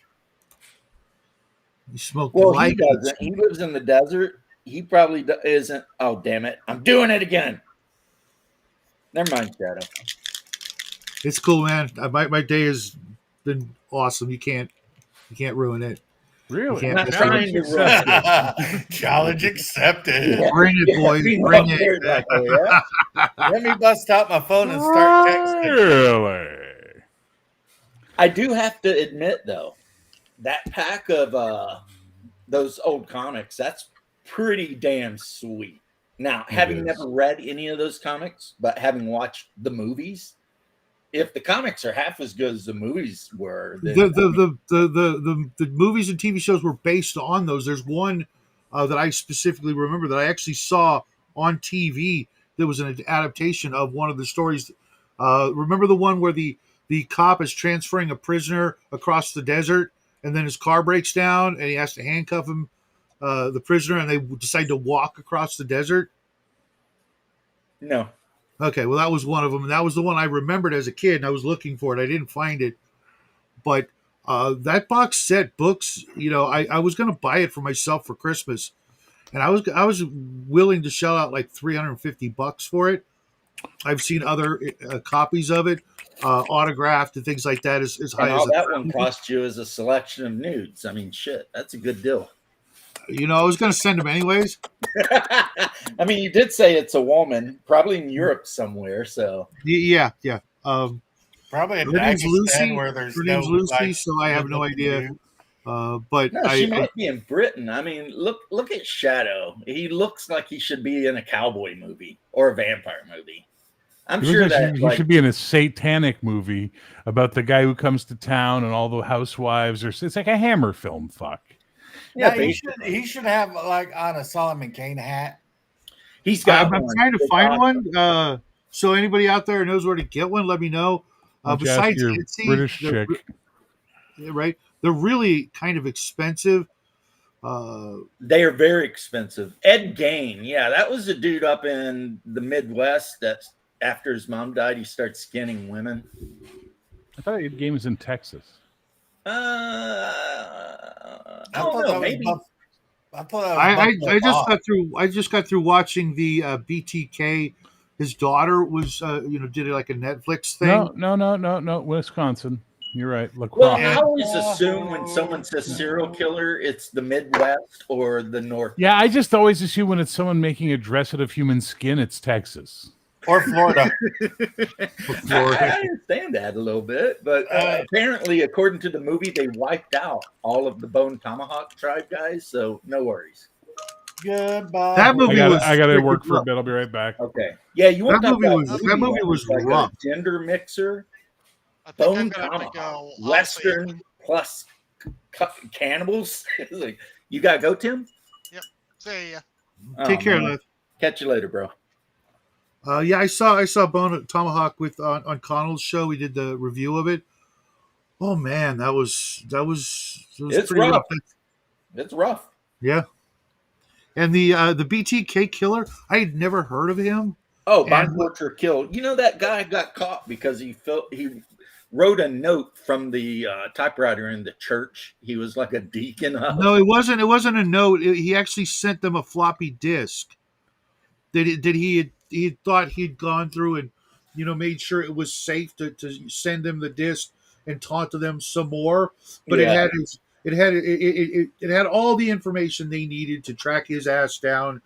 And going through the files, his daughter was trying to help locate other victims and tie them to her dad and stuff like that. And oh man, that poor girl, because then she found in his records that there was a night where her dad might have done shit to her, and she'll never know. And just be left with a lifetime of horror. Yeah. Damn, Coco, that's kind of messed up, bro. What is? He watched Stone Tomahawk with his wife and didn't give her any warnings. Oh, No, my wife got me with The Taking of Deborah Logan. I've She's seen like, that one too. This looks like a good movie. And we started watching it, and I was like, and then she falls asleep like halfway through. And it's That's the way it was with BTK. The wife's like, oh, let's watch this after we watch the Frankenstein movie, which I want to talk about. The Netflix abortion. oh Is it yeah, that? I already heard the critical drinker. I want to watch his review on it because it looked like he didn't hate it, and anybody who's who likes the original should hate this movie because the things that were Well, changed. I can tell you right now, I watched the critical drinker review. He did not like that movie. Okay, good. He thought it was just like not good. Hot garbage. Yeah, Mhm. he was like, I mean, there's a lot of things you could change with the movie and keep it on track, but this movie went out of its way to change some of the most important things about the movie, including the ending. It's like, don't so do that. basically what it is that Mel Brooks remains the master of Frankenstein movies. I you know what, I can live with that because to this day there is no accurate version. Every version is changed. Some major things or left out things or like the original Boris Karloff Frankenstein. They cut out half of what happens in it because, mind you, the movie is only like an hour and 10 minutes in Right. the theaters, and that really deserves a 2.5 hour chunk of your time if you're going to do it. And it was everybody says, oh, the Universal movies are so good, they're classics. They're not. What's that? Character That sheets? is a Hyperborean character that I made for no good reason. He is an Ixian because I random everything. Ixians, I guess, are like Egyptians or something. Okay. So They're he's not got like from Dune. black hair, dusky gray skin, Mhm. and beady black eyes. That's what came up. But he is a warlock / specifically a death soldier. And that's a fighter mage who specializes in necromancy or necromancy. So he's actually a really good fighter. And he started the game because I rolled an 86, I believe. The one spell he started with in his spell book, which I named, you can name your character's spell book. So I named his De Vermis Mysterious, Book of the Worm. Mhm. And so his one necromancer spell that he starts with is Skeleton Companion, Skeletal Servant. So basically, he's a Shadow Knight from old school EQ. In EQ, there was a class called the Shadow Knight, and it was basically a fighter necromancer. And that's what this guy is. And he's neutral because that's the only non-evil he could be. And he speaks a dialect of Thracian. Oh, yeah, Ixians are like the Scythians, basically. And he worships the god of death, Mordazan. And he came from the city-state of Ythorium, which is in the deep desert and ruled over by an immortal, like, lich queen. and all that sort of thing. But really cool character. I mean, he's got a large shield and scale mail with a damage reduction of 1, a total armor class of 4. I'm telling you, man, I've been having a lot of fun just making characters. I've probably got 25 of them. Dear God, get help. Well, I've got, how you can buy like a whole, what they call it, of like printer paper? Yeah. A ream. So I've got that, and I've got. We bought a case. He didn't buy a ream. He bought like a case of like 10 reams or whatever. And I've got like 3 printer cartridges just hanging around. So, Yeah, you need help, man. Yeah, seriously, get help. If you're gonna make like 1,000 characters, you better No, here's what. Now, listen, hang on, James. I'm not here to curse you, but I'm just saying, based on the conversations we've had in the past about games you run, your players are all excited. Then you're going to run for about 3 sessions. They're going to lose interest and get bitchy and whiny, and that's going to turn you off of the game for them. And you're either going to quit role playing for a few months, or you're going to basically pick another game. So don't overdo it before you know they're committed. Right. Except here's one thing about that, and you're not 100% wrong, but that never happens when I'm running games based on AD&D. That's sad to hear, man. It did happen when I ran DCC though, because they were just like not happy. And what happened to your 616 game? I decided to ease back into gaming with a D&D clone because that's what I know. That's fair. I'm gonna grab a drink. I'll be right back. Yeah. So. Yeah, I might grab the game you've been talking about so much, but I've got to. It's gonna have to wait until like December or January. Well, I tell you not to buy it on my account.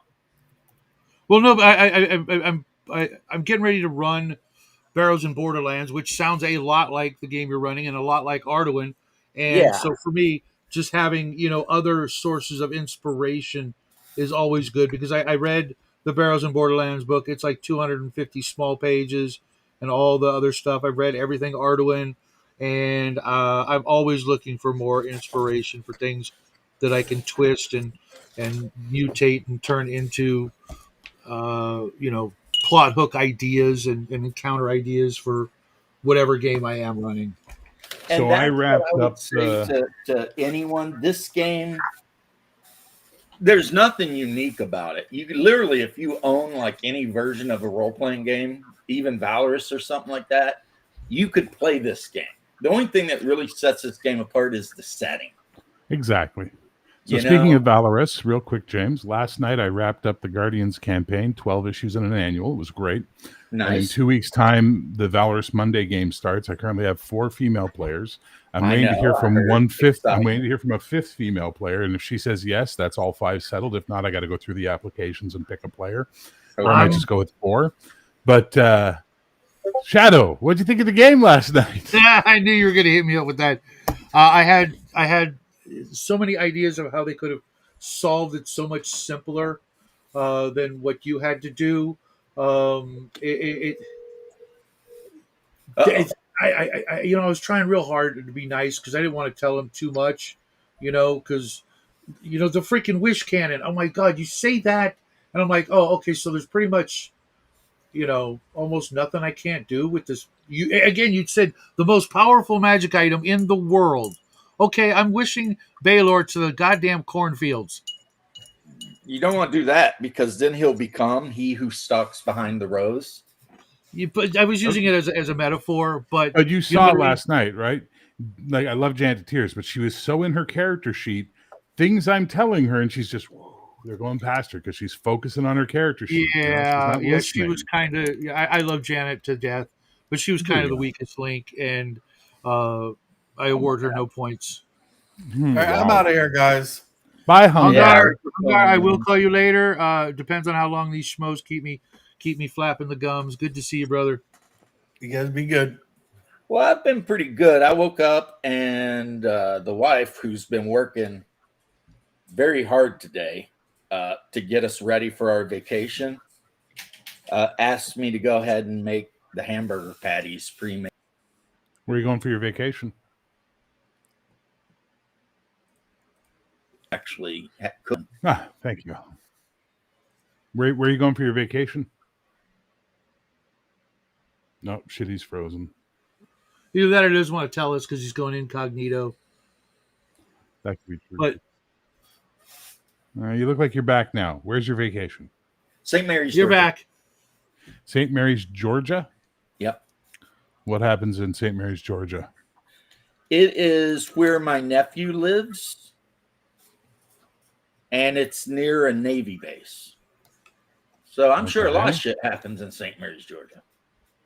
It's near a Navy base.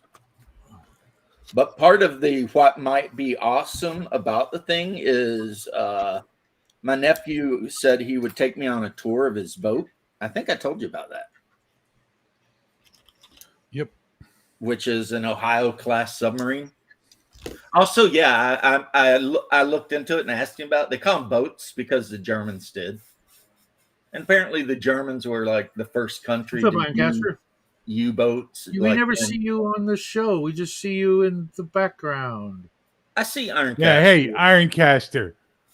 More Empress Forlani memes. Stop making me into fat chicks and gay. What's wrong with you? Do I which look would like you rather do I look be like in? Shadow to you, sir? No, sir, I do not. Which would you rather Hey, be into? all the way. Fat No, chicks no, or no, gay? never mind. I'm gonna have to pick fat chicks. Okay. I'm gonna have to go with fat chicks, but boy, I tell you, I've got to think about it for a second because fat chicks do not make me aroused at all. Anything can make you aroused if it's dark. Not at my age. No. Not at my age. The only thing that can anything is like a blue pill. That'll make me aroused. I'm just you know? quoting shit my grandpa used to say at this point. Like when he said everybody's the same size when they're laying down. Yeah, what's that other line I heard that I loved? It was one of those was, oh yeah, women of the world, turn them upside down, they all look alike. Yeah. I am Ironcaster making some lighters, which are airborne troop carriers / drop ships for Imperial Guardsmen. I've got 16 Really of cool. these bastards I need to put together. They kind of got Yeah, that sort of yeah. Dune feel to them. When you said lighters, I'm like, first I'm thinking, like big lighters, but then I'm like, oh, okay, maybe he's talking like Dune, and then I'm like, okay, no, that's probably not the case either. Well, I mean, Lighter sounds like a term they would use in Dune. Let me put it that way. yeah. Yeah, they're called Arvis class lighters, and it's a transport detachment. So it's kind of like, how you make your army in, well, I don't know how it works anymore in Space Marine, but in this game, you can make a company, and then if you want to, you can buy enough transports, and they're dedicated transport. Yeah, that's kind of the way it was in the original Epic, way back in the day. But That's what it is. in second and subsequent editions, everything was already statted out. You buy this card, it's got these units on it. That's it. If you have points left, you buy something else, another card. Yeah, this one's pretty easy to make armies for, really. You buy the formation. So, like, if you're playing Space Marines, you can buy like a fast attack formation or a drop pod formation or whatever. And then it gives you like the core units that you have to have. So, like your HQ unit, a couple of basic infantry units. Mm-hmm. And then it's got all these options that you can add to it, right? So, like, in pretty much most of the armies, I could field an 8 base, so 40-man squad of assault marines in a Thunderhawk. And that would be one part of my. That is a beautiful model. I really like that. They did a great job. They did a great job on that one. Just like if I play Dark Mechanicum, the something Tagmata, the whole army is these. Yeah, those are pretty Well, sweet too. Those are While pretty they're sweet talking too. about things that, whatever, Ironcaster, I realize now asking you to do that was a bad idea because you're going to punish me. So I apologize, my Lord and Master Ironcaster. Please don't punish me. Thank you. Jeff, what's up? Hey, Jeff. Punish him, Ironcaster. Don't do it. Plus, wonder like if I he's said, Bear looks good in camo. I could totally see him running around the hollers and shit. Oh, Jesus Christ. Why? Why? Just 'Cause you got why? that look about you. You look Just like you why? fit right in, man. Motherfucker, my vocabulary alone makes me stand out in the holler. Yeah, but you'd learn.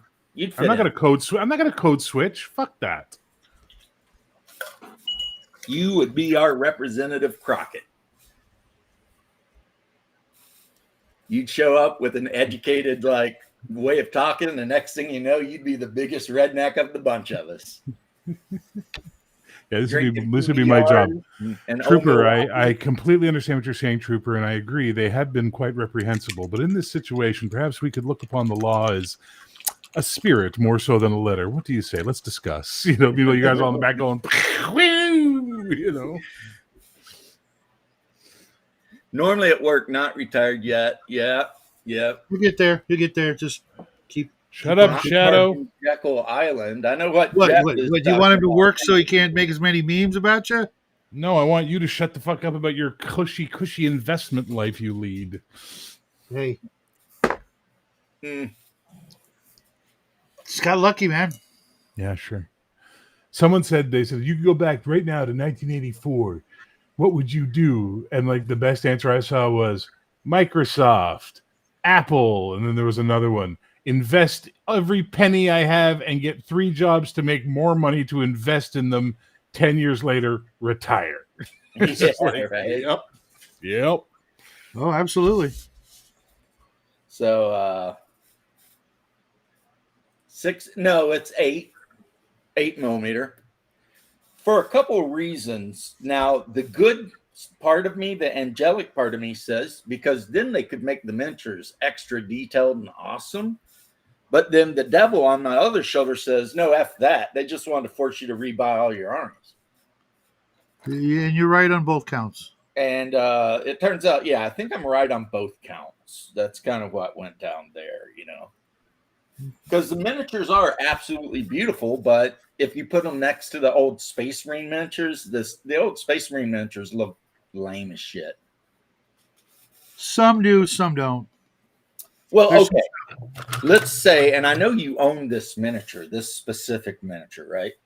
But how would you compare this to like an old Space Marine Warlord type? Oh, that doesn't even look like it on so many different levels. The Plus, it's actual twice cut. the size. There's that too. It's twice the size almost. It's a fine miniature. I just This damn thing is bigger than an Imperator Titan, which is insane when you consider. yeah, I have 2 of those as well. Yeah, and that's supposed to be the biggest Titan ever made ever. But until they make the Leviathan, the Colossus, and the Imperial Capital on tank treads, Yeah, you're talking about those big mobile fortresses. those were my favorite. I should say I still have 1 Capital, 4 or 6 Leviathans, a couple of Colossuses for the squats, the giant freaking Thunderfire cannons that are, like 10 stories tall, just all kinds of crazy shit that we'll never see in this game unless they, run out of other stuff. It was just. Well, they do keep adding things to the game. I was just, This game they might actually support. let me ask me, riddle me this, Batman. In that game, how hard would it be to run a couple of companies of Land Raiders, each company being, like 10 or 20 tanks? How feasible and expensive would that be to do? Well, expensive. It would probably cost you $100 to buy the box sets of Land Raiders. How many in a box? 4. Okay. And Land Raiders are treated. You can treat them as dedicated transport. Mhm. So if you put together like X amount of squads of whatever kind of Space Marine you like, whether it's assault, tactical, whatever, and then buy the Land Raiders as dedicated transport, there you go. Okay, because there was a card that I want to say it was like around 12 or 15 or more Land Raiders, and it was super cheap. I would have a couple of those just as auxiliary not even main force units for my we used to play like 5 to 10,000 point games when they recommended 2 to 4,000 point games. Right. Just because we were, this is not enough. We want a war, not a skirmish, not a little battle. This is a whole freaking war. The biggest game we ever played was 2 players. Each player had 10,000 points versus 2 players, 10,000 points. And that was like. What I'm going to tell you is you don't want a Land Raider. What you want is a Land Raider Spartan, which is like twice the size in length. Same thing basically, except it carries a laser destructor or a quad las cannon on each side. And this guy carries twice as many troops. So this guy carries 20 Terminators. That's fun. That's fun. Can also be bought as dedicated transport. The other one, which you're thinking of, the Land Raider Proteus, you can buy them to be troop transports, or sometimes just buy them to be tanks running around just ganking shit. They weren't bad. I mean, they were, in the top 3 to 5, non-super heavy tanks. So, if not the top dog back then. Yeah, so it is kind of like maybe what you're thinking. You can, like I said, you pick what kind of formation you want to play. So if you want to play an armored fist formation, then you're going to end up having, a ton of infantry and transports, basically. Like rhinos are dirt cheap in this game. Rhinos are like 10 points each. Yeah, they always were cheap. So if you want to field just a huge freaking infantry company all mounted up in rhinos, it's like super cheap, And cheap in game points, not cheap because rhinos are like $50 for 8, and depending on how you do it, you might need 40 of them. But that's like high. That was the other thing with the old game. I mean, you could get a whole army for like $25, and you'd be good for months, if not years of play. All plastic, of course. I don't remember it being that cheap. It's cheaper for sure. Oh, look, I'm back. It was cheaper for sure. Yeah. I mean, you could get 6 Titans for $25. 6 Warlord Titans for $25. Yeah. I don't remember that, but I do know that. You remember the sort of rectangular boxes that the minis came in? Yeah. Well, one of those boxes was a Titan battle group, 6 Warlord Titans, and a crap ton of weapon sprue accessories. Yeah. And now, if you see one of those online, it's $1,000. Yeah, well. You don't actually own this. You own the Titan version, right? No, I own all 3. I own every version except the version that was called Epic Armageddon, where the infantry were on the like sort of little mini popsicle stick sprues. Yeah. I hated that version because everything was the same in that game. Your Orc vehicle was the same as a Space Marine vehicle of the same class. There were no up and down, granularity in what the vehicles could do and what they had as weaponry. It was just basically playing chess.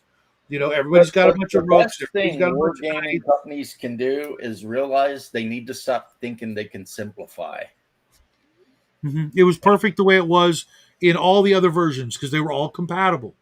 The first version was just their beginning version, and then they said, okay, let's add more stuff and throw in the rules again, which were almost identical. I mean, literally like 99.999% identical, all the way through Space Marines, Epic Space Marines, Titan Legions, and then they, shit the bed with. But what I'm saying, I wasn't asking if you own all the Space Marine. I was saying, like, it's my understanding that when it comes to all the new stuff, you own the Titan game, but not the Legions Imperialis. Oh yeah, right. And I also own the aircraft. And Imperium Aeronautica. Yeah, that's what I was wondering. Okay. If they sold it at my local store, I'd think about buying it. But it would just sit on a shelf for years, and until your boy decides he wants to play. In which case, I just break out what I have. Play the Yeah. original. Because I know, like, if I was in Texas right now, right this second, I could have a game of Epic Space Marines with Brian from Weird World War II in the next 2 weeks, guaranteed. Hell, Yeah, if I had well, to shop in if you Texas were right in now, Florida, you could pretty much most of the days of the week have a game of Legions Imperialis with me, yeah, that's true. like once or twice a week. I'm pretty sure my wife would think you're an okay guy. So, Hopefully, I'd always, be polite and of course, cordial. unless you build your own army, you'd have to choose one of mine. But I do have 5. I'm pretty sure I could work with that.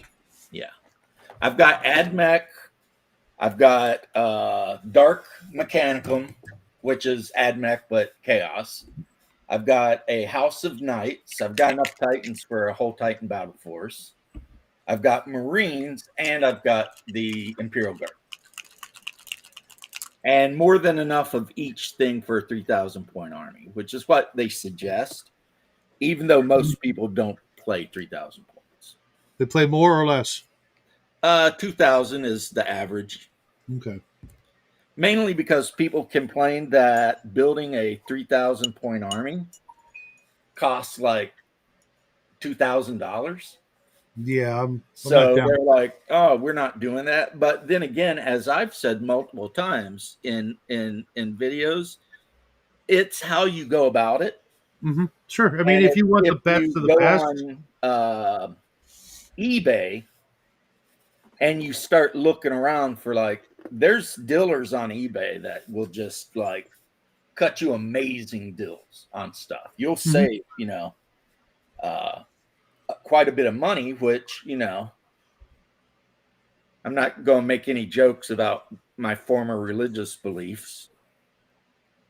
Oh, maybe one. What a bargain. So yeah. Sure. Well, every game in the universe is a cheaper game to keep up with than Magic. Unless you're playing high stakes poker like in Las Vegas or something. Yeah, every game is cheaper than Magic.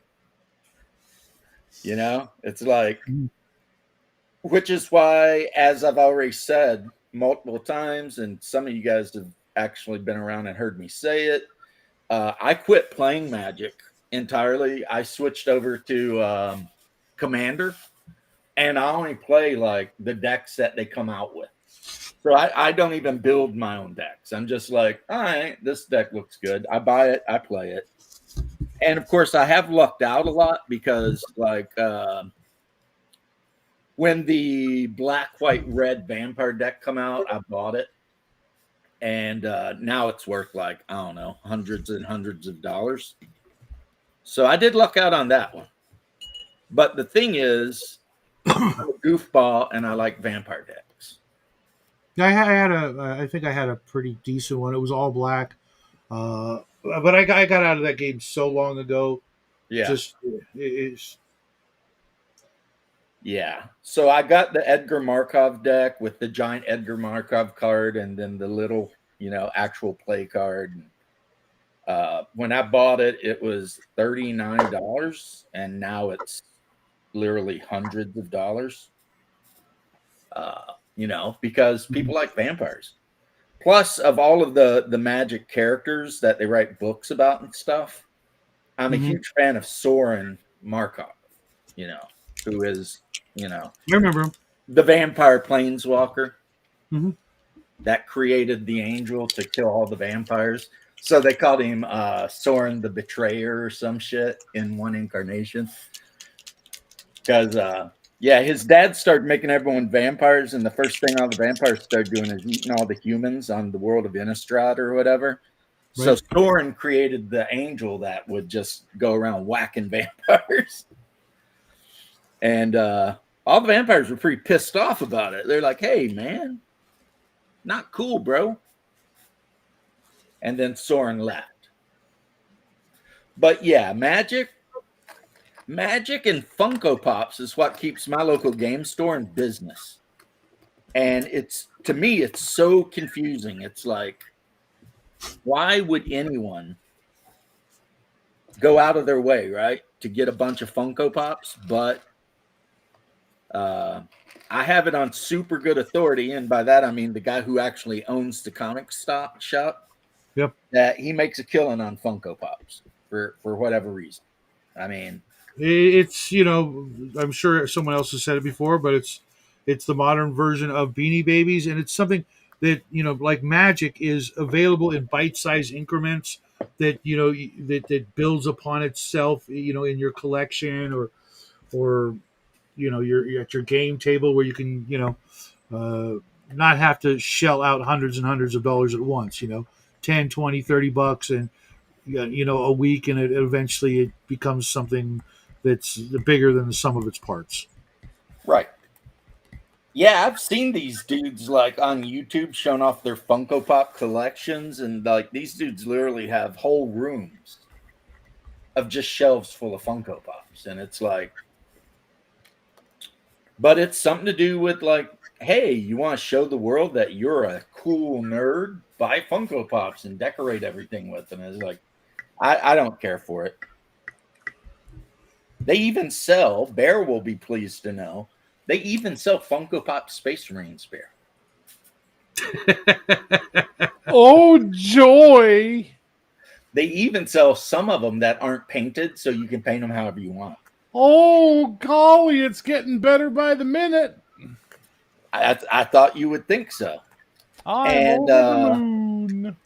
You know, I miss the good old days when you went to the comic shop and it was full of like Comics? some Magic players, but mostly role players and war gamers.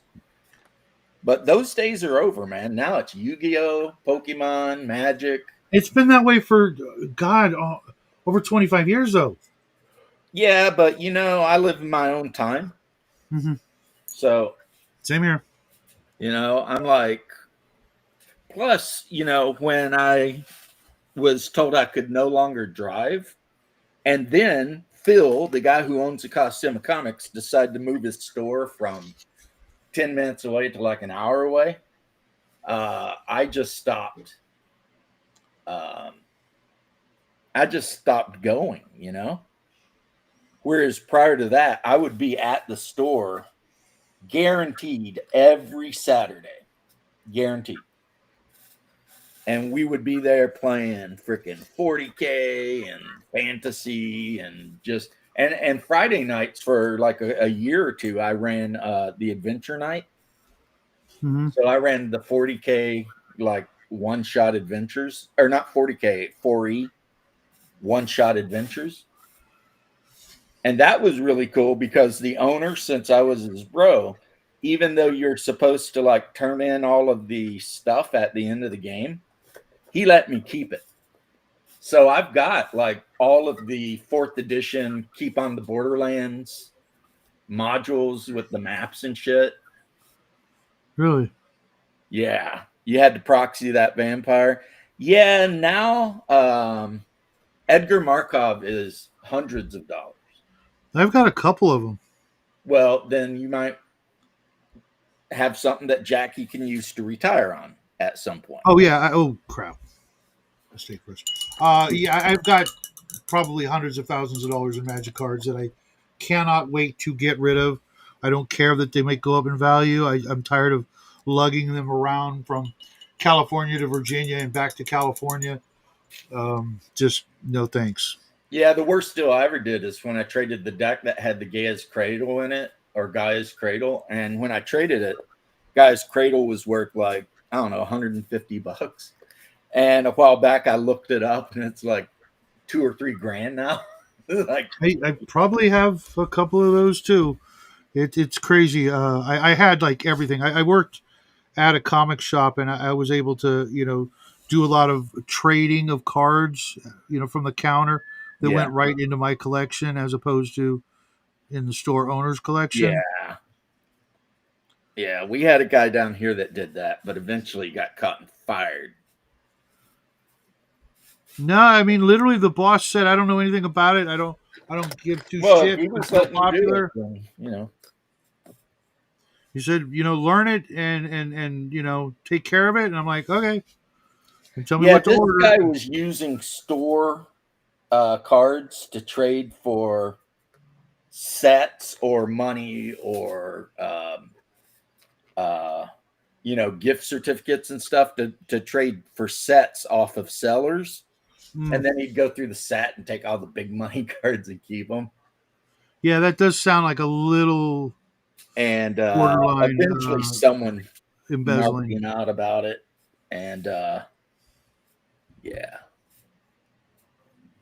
And then he didn't have a job for a while, so he come to my house with his comic book long box full of nothing but Die 20 modern books. And he wanted to sell it to me for like, $50, but I felt like that was like not very just, so I gave him like 150 because I knew he was hurting and stuff, so I wasn't going to try and take advantage of him. Good on you. But as a result, I ended up with like 4 copies of every single D20 modern book they ever released. Oh, really? And then I gave all the extra copies away to people, but I kept one of each. The only one I only had one of and therefore would never give away ever was the Urban Arcana. I only ever had one of those. It can be bought print on demand from Drive-Thru RPG, but they want like $100 for that damn book. Really? My pile of shame is so much that I will never get into heaven. I don't know how big it is because like if I could cut a deal like as long as I have a pile of shame, I'll never die, I would be immortal. Even if I never bought another miniature again. yeah, my unpainted miniatures include a huge selection of things that will never be painted because they're original lead and they're worth a crap ton of money. Unpainted, painted they're not really worth anything. Yeah, miniatures go down in price once you put paint on them. Yeah, that's true. But yeah, I had a good time actually. I'd show up Friday nights and they would hand me whatever the adventure packet was for that week. And I'd sit at a table and all the tables had a number on them, kind of like speed dating. But actually what would happen is whoever signed up to play D&D would be assigned a table. And the guy who ran gaming, he tried to make sure that would never be like the same DM every week with the same player. That almost sounds like a job. Well, the guy who was doing it, it was a job. And for me, I was getting store credit and that sort of thing. That's a job. Yeah. So kind of like a job. But, I mean, if you enjoy what you're doing, it's not a job. You know what I mean? Mm-hmm. So I'd show up around 7. And I would set my table up and they'd hand me the module. And generally those 4E modules were like maybe 1 or 2 encounters. And they came with the big map and they came with tokens to represent the players and the monsters. And then the players would sit down at the table with their pre-gen characters, right? And it'd be like, okay, at a certain time, it'd be like, go. And then I'd start running the game and they'd, do this, that, and the other. So, yeah, that's a question that only Shadow will know. And I don't think he's worried about Jackie's college fund. And both of my kids are not only, grown, but they have families of their own. And Paul, Mr. PB, because he's smooth as peanut butter. Well, smooth peanut butter anyway. Yeah, they've added that as a basic rule for all tournaments of every game. And if you look really close at most conventions, like the little rules packet or whatever for most conventions, It also will mention that you need to bathe. Just a passerby, I have an eBay store, so I sell some things like that.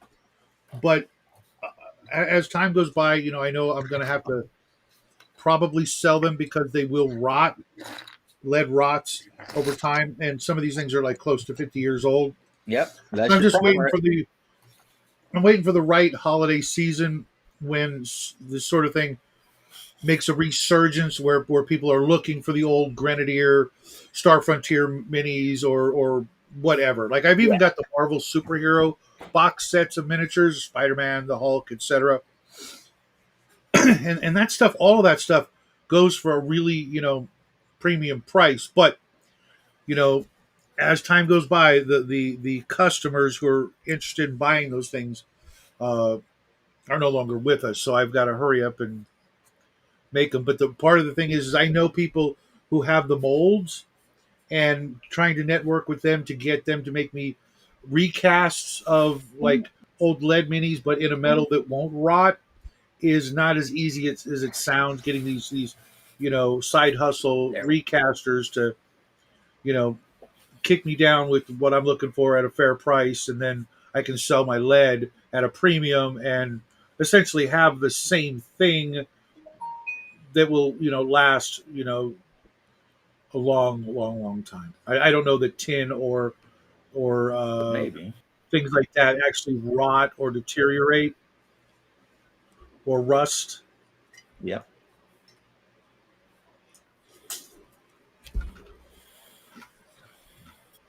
So Bear, there you go. That's Yes, yeah, Shadow. What? Wanted to ask you a question about last I night. was asking something. Cue the Highlander soundtrack. Yeah. What do you want to ask me, Shadow? I know you're going to replace one of your like nights of gaming with another Valorous game, which actually reminds me of another question. That question is, what the hell are you thinking? But that's a misogynistic question, and I'll wait for a moment for that one. What are you going to do about the real thing? I think a new superhero game? When's that going to be? Don't know. Maybe the new year. Oh, by the way, Bear, I don't know if you've checked your BS, but a certain redneck in the hollers of Tennessee has his book on the way. Oh, cool. Good. Glad to hear that. Because I want to throw my hat in the ring for the next superhero game. Yeah, you got a character made and everything. Don't worry. That game will happen eventually one way or another. But just right now, I'm running Valorous. Well, and that's fine. If for some reason it's a different higher level kind of game. Nope. Let me know. Nope. I mean, right now he just come out with a product, so of course he's trying to support that. That makes sense. Absolutely, but I know he's got like 2 other superhero games, right? I got Wednesday, Friday, and then I'm going to have Monday and alternate Wednesday for Valorous. So that's 2 and 2. Well, maybe what you need to do is get some dirt on like Coco, and then tell him if he don't quit that game, you're going to like totally blackmail him and shit. And then if Coco leaves the game, you can have his spot. Which game? No. I want to play with Coco. I don't know. I know Coco's in one of your games. No, Coco's a great. Okay. He was in my. Coco's going to be in the Valorous game too. He's going to be in the next session. Yeah. I like playing with Coco. I wouldn't do that to him. He's a great player. But I can't believe that you're answering that as if I'm like serious? Like you I know you're not serious. Blackmail him or something. It's like, what kind of person do you think I must be? Jeez. Well, what kind of person do you think I am that I would blackmail somebody? Oh boy! Well, I was just never. I would never do anything to you. It occurs to me that your other superhero games are also going to come to an end, and why did they come to an end? Oh, I thought all of them are a 12 thing and then done. Well, we'll see. But the other one, the Wednesday game, Falkenberg just started. They're only going on to like issue 3, I think, or issue 4. And the Friday night game didn't have a campaign arc. It just wrapped up a campaign arc. And that would put them at session. Hang on just a second. Let me Let me go look at my content. Because I thought I got the Right. impression that you did that with all of them. 12 and an annual, and you're done, which is a neat idea. No, they just did issue 13 of the Friday night game. Oh, okay. But that game's got better legs to keep going, and the reason why it's got better legs to keep going is that between sessions they tend to actually talk to each other in the chat and keep me interested. Where at the Guardians game, no one said shit between games. It was just like, all right, well, just run the story then and be done with it, and that's what I did. Okay, because I thought that was like a thing. Yeah, no, that's just the way it is right now. See, But why I'm playing with female players for the Valorous game, dude? I've run an all-female D&D game before, and I have I'm telling you to, right not now, Valorous, but it's the funniest shit you'll ever play. Is watching women play fucking D&D together with no men around because they just do like the craziest shit, and you're just like, what the fuck is going on? This is awesome. This is really fun. So I'm Hey, Yeah, you I'm do just- like I- that I- one guy that runs special D&D games for his wife and her friends, yeah, no thanks. Because and then the like games that I they ran for put all in female like what they groups- want in the game, and like one of the friends wants to like an orc breeder theme. No. Yeah, they're a bunch of crazy God. people. Which I think when people say that some people think of orcs as black dudes, that girl is one of them. She's wanting to be bred out by the BBC, you know what I'm saying? But she says orc. It's like, oh my God. And the guy runs the game. I'm like, what a cuck, man.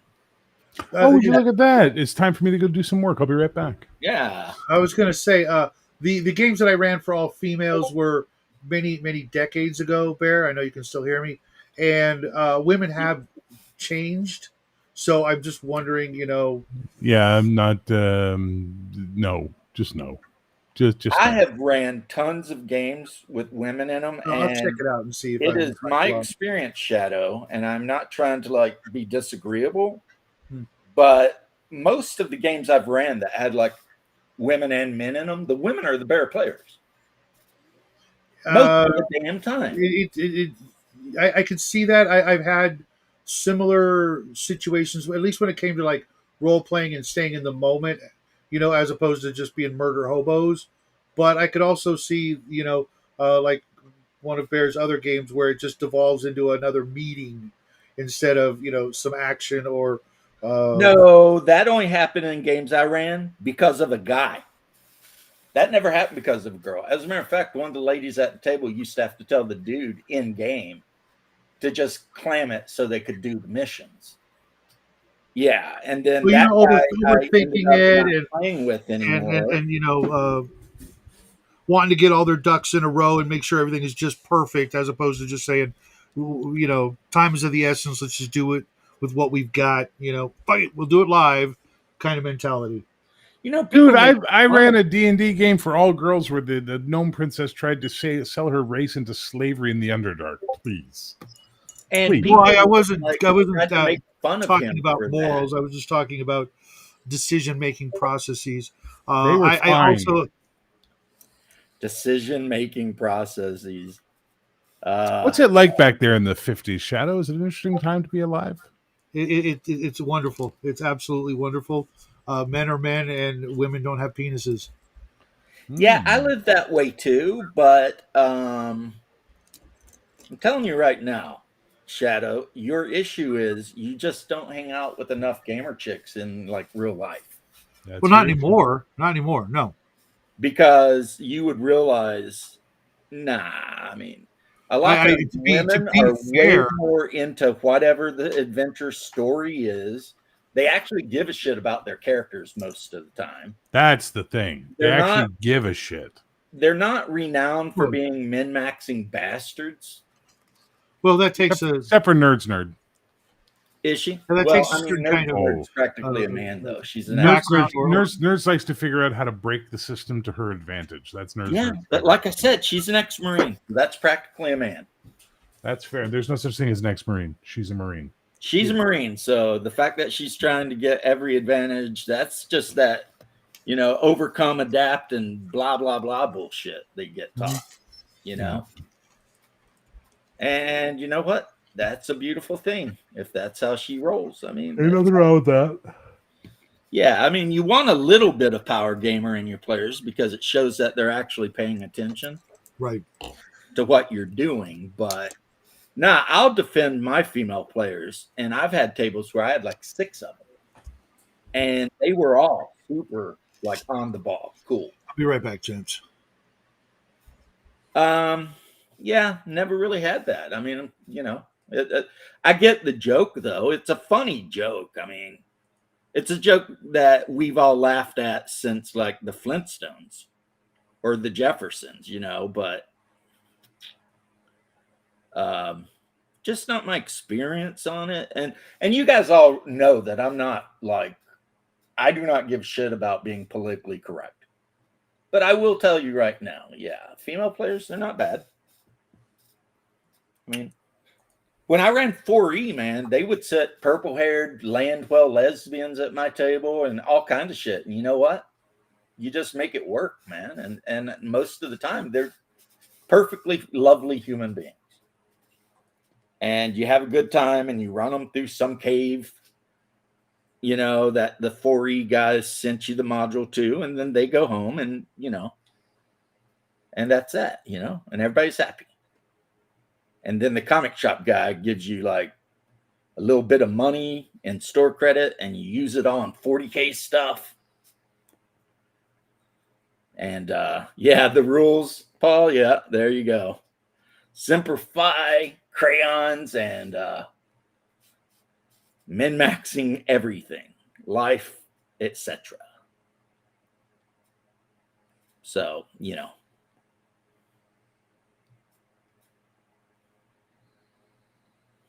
yeah, one of the best players at my table, and I don't say this because of whatever, but is my wife. Because, when she gets into the game, she actually gives a shit. And that's the thing, Whereas I've played with a buddy that's a bro to me, but this guy sat down at the table to play like a role-playing game, but he absolutely hates NPCs. And it's just like, how's that work? What are you thinking? What did the NPCs do to your mother? I mean, why are you like this? Why are you like this? Yeah, that's a good question. It's like, show me on the teddy bear where the NPC touched you, please. Dude, in one adventure I ran, which was a DCC adventure, but I ran it with OSE rules. He went through this whole thing, broke a curse on this old hideous hag of a witch.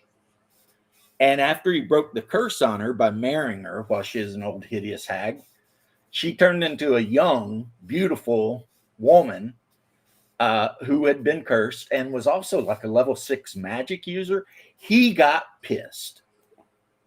And I'm like, why are you so upset? And he's like, because now I got to drag this character around with me. I was like, no, I guess not. So he ended up leaving her at the capital city. And like, she never showed up hardly ever again. And there were other players at the table who were like jealous because they're like, man, I would have loved to have been the one to figure that out and, got to marry the beautiful cursed, mage lady. Yeah, I think that adventure from Goodman Games is Curse of the Ancients or something like that. Okay. But that's how this guy is. He literally thinks the whole point of an NPC is to give him like like every NPC's got question mark over it. Yeah.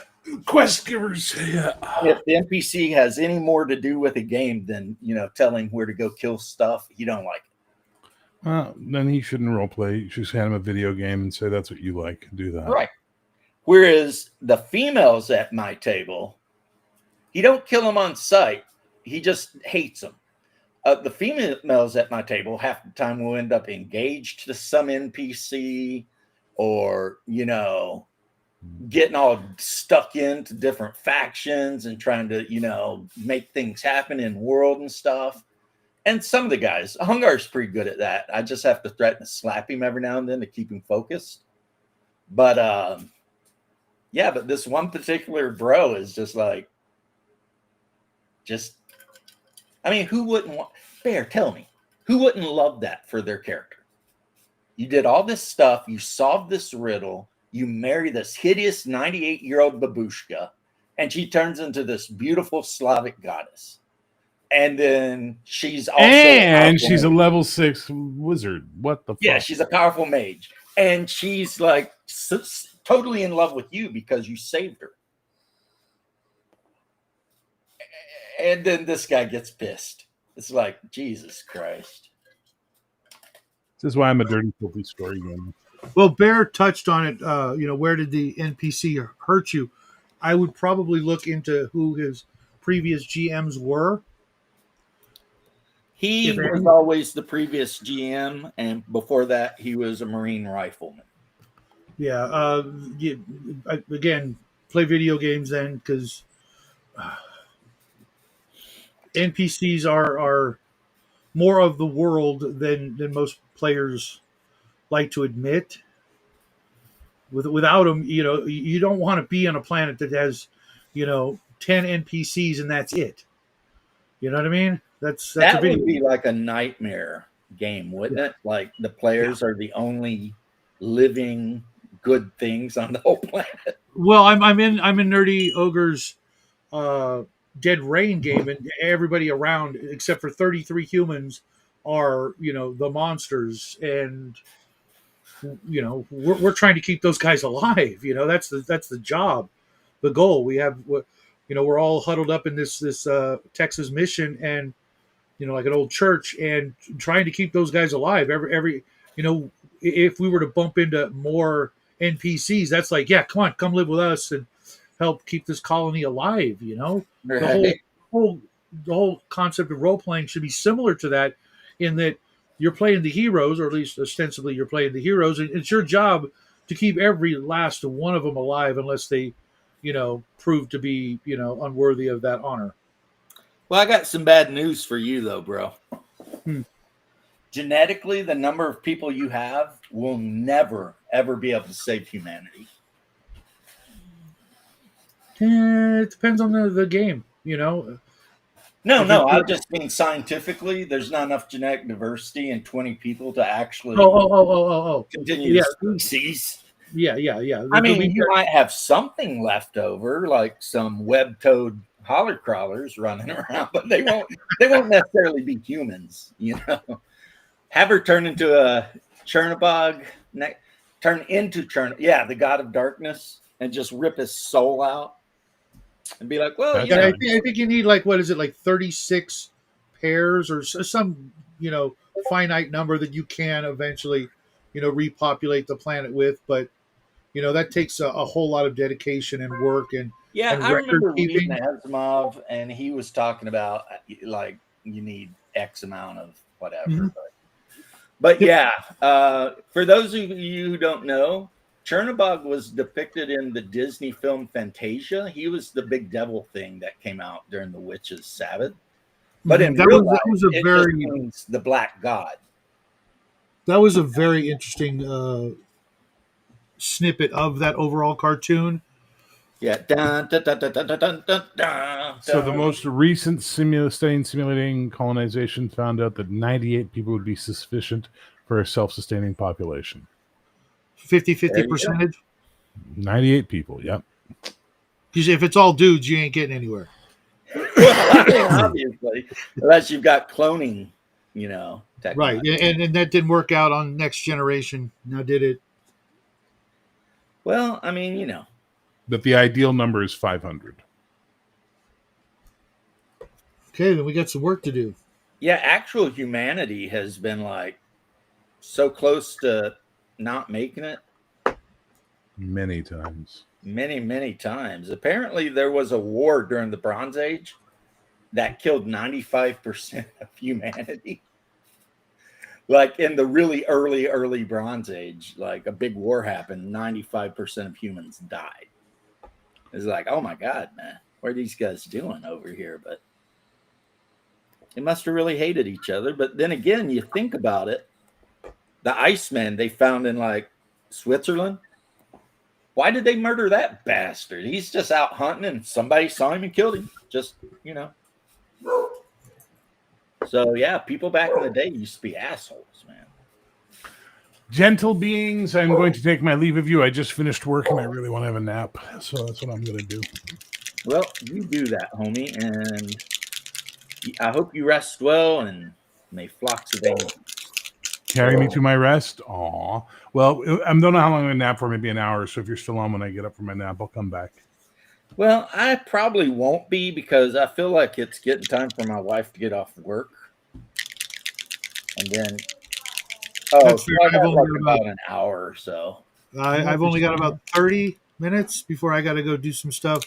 So, Yep. see you later. Okay. Bye, guys. Bye. Take care, Bear.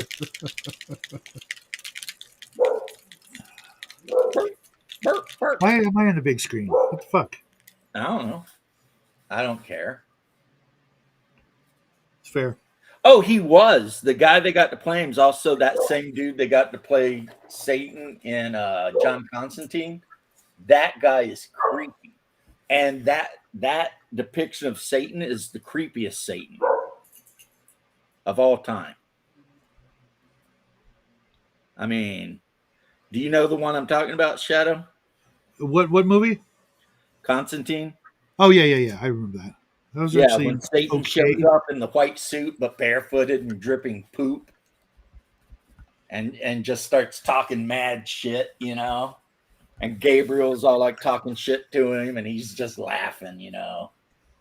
She calls him little whore, most unclean, and he's like, "Oh, I do love the old names." You know, it's like, "Oh my god, that guy." But that's the same guy that tried to put Buscemi in a wood chipper in what's it? Con Air? No, the movie where they're like in Fargo or something. Okay, I'm not ringing a bell. They're like up in Wisconsin or somewhere doing something, and this guy's basically a crazy dude, and he ends up, I think it's Buscemi tries to put in a wood chipper, and then the deputy catches him and shit like that. And yeah, I think it's Fargo. But I've never seen that movie. he was also in a movie called Siberian Education or Deadly Code, or there's a billion names for it.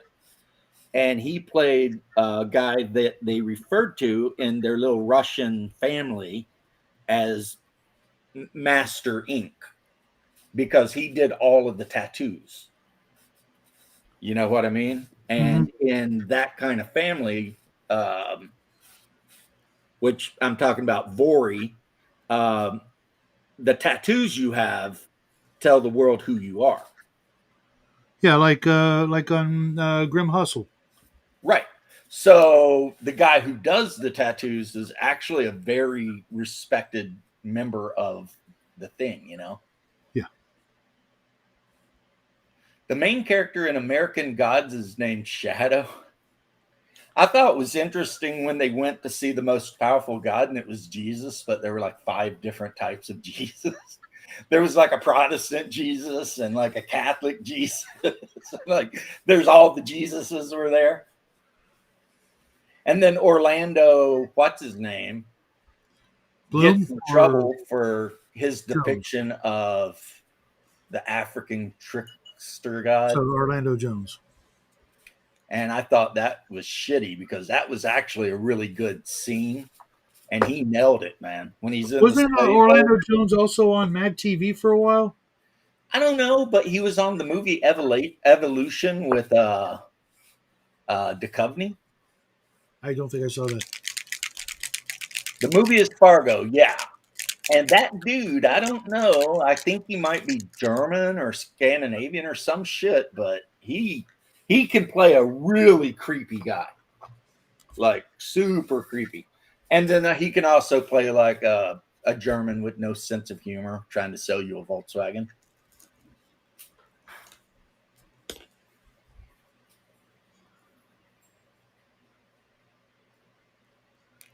Yeah, it was. I've never read the books, George, but no, Go with us, you can't go right now. honey. I've got like a real small. We'll go when you're done with work. Honey, I can't. I don't want to wait that long because everyone's going to be out. Okay, he does. Well, protect my boy. You know the deal. If he gets stolen or something, don't come home. She knows I don't mean that. But I would be inconsolable if something happened to my boy. You know what I'm saying? Oh yeah. I think you do. But yeah, I never read those books. And I got to be honest, there was a lot of problems I had with the show. I just remember the Orlando Jones scene on the Portuguese slave ship. And then when they go to meet Jesus, because he's, like they said, the most powerful of all the gods. And there's like so many of them just hanging out. Huh. Yeah, like Thor, I guess, had killed himself, and Chernobog ran around with a big hammer. Like his human self, he worked at a like slaughterhouse or some shit. And now in Slavic mythology, which we may be talking about Russian, we might be talking about all the other Slavic tribes. You have Chernobog, and you have his brother Belobog or Belobog. And Belobog is the god of light, and Chernobog is the god of darkness. And then you've got a couple other gods there too. What's up, Satya? Like Morana is the goddess of like harvests and the moon and stuff like that. And interesting subnote, because part of me really should have been a history teacher. They kind of figured out where the Slavs come from, because it's always been like, you know, at one point there were all these different people in Eastern Europe and Central Europe. And then one day it was like, boom, Slavs. And it turns out that the Slavs were not necessarily an ethno group so much as a linguistic group. And so when people wonder, like, where the Scythians and the Thracians and like all these tribes, the Kurgan and all that just vanished, went to, it turns out they all just started speaking Slavic.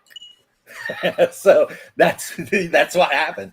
So like your Balkans maybe used to be full of Thracians, but when they started speaking the Slavic proto-language, they become Slavs. So it's a matter of a culture rolling in and just absorbing all of those tribes in that whole area. Pretty interesting, you know? And they figured out with like DNA and shit and R1Ns and, you know, all those fancy kind of things, you know? So like the Scythians didn't get wiped out. They just started speaking Slavic and adopted Slavic culture. You know, same with the Goths, the freaking, all of them, all of those tribes just all become Slavs, because apparently the Slavic language is a very easy language to learn. At least that language. Yeah, Kurgan, like the Highlander. There are Kurgan tombs to this day in parts of Poland and Belarus, Ukraine. They were a real thing. They were 100% a real thing. And most people would not say they were Slavic, but they eventually did become Slavic. So, because like I'm saying, you know, when the original Slavs came from the East, they just basically culturally absorbed everyone into their whole cultural group. And that's why, you know, that's why Polish is so different than Russian, because the Poles had a lot of Scythian influence. So even though they adopted the Slavic language, they kept some of the idioms and stuff from like the other people that had been there. And, you know, and that's why like all of the Balkan states, their language is slightly different, but they're all Slavic. It's a whole thing. And that's the end of your history lesson for today. But yes. That's actually what Jackie's new thing is now, is probably going to school to be a history teacher. Oh man. Yeah, my mom tells me I missed my calling. I disagree. because I wouldn't want to deal with a bunch of little kids. But and plus, I loved what I did, but I do love history too.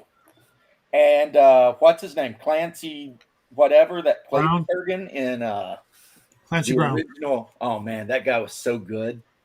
He's good in a lot of things. I He's just done like everything. yeah, from Shawshank to Yeah, he's never really been like the main guy. nope. But as a supporting actress, that guy is he puts in work, man. He puts in work. Yeah, Like- I just worry that he's I don't worry about anything because I don't give a shit what his opinions are. yeah. Well, I have to. Yes. Yeah, Paul. Well, I don't even know if when this whole thing was going down, if they even had a written language.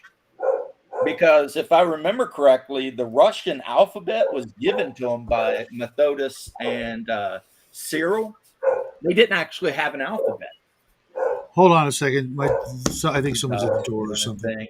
And of course, the Polish language uses Latin characters, except with a lot of weird like dashes and this, that, and the other to mark out, different meanings. So, yeah, it's a whole thing. It's a whole thing, man. It's super interesting when you look into it. The other thing that I think is super interesting I've been looking into is the Mississippi Empire that apparently existed, I don't know, like 6,000-7,000 years ago or so. Apparently there was this whole culture near the Mississippi, and it was like a huge empire, and they built giant earthwork like pyramids that are the biggest in the world, and they're the ones that built all the mounds, so like the Snake Mound and all this, that, and the other. Super interesting stuff. Yes. Well, that's the whole difference between the East and the West in Europe, and I didn't know this until I actually converted, is the Eastern civilizations in Europe are all based on Greek, while Western European civilization was based on Rome. And to that end, that is why you hear Russians, Serbs, whatever, saying Opa in celebration, even though that's like 100% Greek, and the alphabet was just that Cyril and Methodus wanted the Slavs to have their own alphabet. So that's why they used a lot of, different characters. Whereas the early Poles, I would say probably because of how close they were to the Holy Roman Empire and everything like that, they adopted Roman Catholicism and Roman alphabet. So, just the world is wild, man. There's a lot of shit going down there that a lot of people don't even think about. No. So what are you doing later? You got a game or something? No, I've got to take care of some business and some phone calls, and I've got a. You make it sound like you're a mob boss. You know that, right? No, I don't mean to. It's Like you'll ask me, so what are you doing? I'll be like, well, I'm going to hang out with the wife. I'll ask you, and you're like, well, I got to make some phone calls and handle some business and do the thing with the guy at the place. And it's like, wink, wink, nudge, nudge. I've got some finance things I have to take care of with my bank and my accountant, and then I got to make an optometrist appointment and a dental appointment, and just mundane, boring shit. Yeah, you got stupid shit you got to do. Makes sense. Happens to all of us. Yeah. And I do have Bloodworth's game around 5:00 my time, and I got to make dinner for the boy and myself. I have no idea what I'm going to make for dinner. Good on you though with the Bloodworth thing. I mean, yeah, I've been playing with him for like going on 3 years now. He's a good guy, he's a good guy. He's not perfect, but he's a good guy, and he picked me as one of the. He picked me as one of the guys he wanted to collaborate with for sharing his videos and stuff, and I'm sure it's not really helping him out a lot. We've got a much smaller footprint on the internet, but He and I we're collaborate, only it's one way because I'm not monetized. So yeah, I'm really close, guys. We're about 600 hours away better within the day. year to get to that point, and I'm putting out more stuff. And unfortunately, I've been doing fewer live streams, which actually generates a lot of view time hours, which I Yeah. need to work on and get back to. But Well, you spend so much time on my channel. Damn, I might actually not be beneficial to you. Maybe you could live stream one of these never, days. never, ever say something like that, man. No, what I'm saying is, Shadow, maybe you should live stream one day, and if I want to, I'll join you. Yeah, I tend to prefer to do my live streams later because I know a lot of Just the people that would show up can't show up until later. not right now. Thank you, though. Like George and Bo and Omen Owl and a few other people that always, are like on my show as regulars and stuff, and I really like having those guys on. I love hanging out with you guys as well, but I know like Bear, I've got to kind of tailor the episode to have him on. He's My boy Bear, man, he's like the most hated dude in Canada for some reason. oh, he's not. That other guy that I used to hang out with probably is. Because when he And stopped, that's saying something, though, since that guy exists and also Condor. right? Well, I mean, the difference my show underwent after he stopped being on my show and vice versa was a night and day difference. Well, And the whatever, sad thing is he knows a lot about stuff. Mhm. He could choose at some point to be a decent human being, even if he wants to hold his eccentric opinions. But it's not so much that it's it's kind of like a Rorschachian character, no compromise when it comes to certain things. And I'm like, dude, when you get to my age, you got to compromise with a lot of crap. It's called survival, and it's called just not Yeah, get must be young to be so young and be able to idealistic. be That's like fine, that. and I've got my faith and my beliefs that are not going to be Right. swayed by someone out there claiming to prove this or that. I don't believe any of that shit to begin with. The news and supposed experts and things like that. Everybody's got an agenda. Everybody's pushing a party line somewhere down the road, and I've picked my side. I'm sticking to my side, and even if they're wrong, within reason, of course, I'm going to stick with my side. Choose life. That reminds me of the opening of Train Spotting. I never saw that. I know I should, but it just never. I never really get into those sort of like Napoleon Dynamite, slice of life kind of movies. Well, Train Spotting is it's slice of life about a bunch of heroin addicts. And I used to I used to know a bunch of people like that. I don't want to watch that as entertainment. That's not entertaining. Even watching the Frankenstein movie, I mean, that I did not like, mind you, I'd give it a 6 out of 10. There were things about it I liked. There were things about it I hated, but that was entertaining. George That was said he had a fun time playing Traveler with. that was a really good game. That was a really good game, and nobody's perfect, nor are they completely imperfect. And he just had an opinion about a thing, and I disagreed, and that was enough to set him off and on his merry way. And I hope the best for him, but his problem isn't so much his opinion as it is his inability to shut the hell up about it. well, he's a bit of a troll, like other people I'm not going to mention. Me, But he's also very idealistic. He believes certain things, as do I, and they came to an impasse, and he decided to go his. man, being so politic about it. Very, Well, I'm very, not gonna, very cool. I can't lie. I mean, we had a lot of fun together. We did a lot of good things together, and had things not changed, Same. we probably would have continued to do so. But I'm not gonna, beg to hang out with someone. I have this real simple rule. I only go where I'm. Where we beg you to join us. I only go where I'm celebrated. If I'm not welcome, I'm not going there. Yeah. Do both of us a favor, and same thing with you, James. You have always had carte blanche on my show, but again, we're in different time zones, and when I can do live streams that have the most impact for me is later in the evening, and that's why I come over here and hang out with you. Or if Bear does a show, I'll go hang out with him. You guys are great guys. I'm amazingly blessed. Like I always say, everything happens for a reason.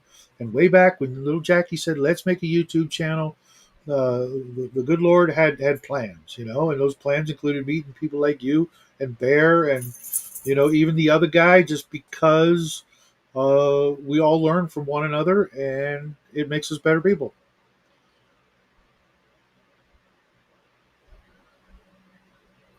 Got quiet all of a sudden.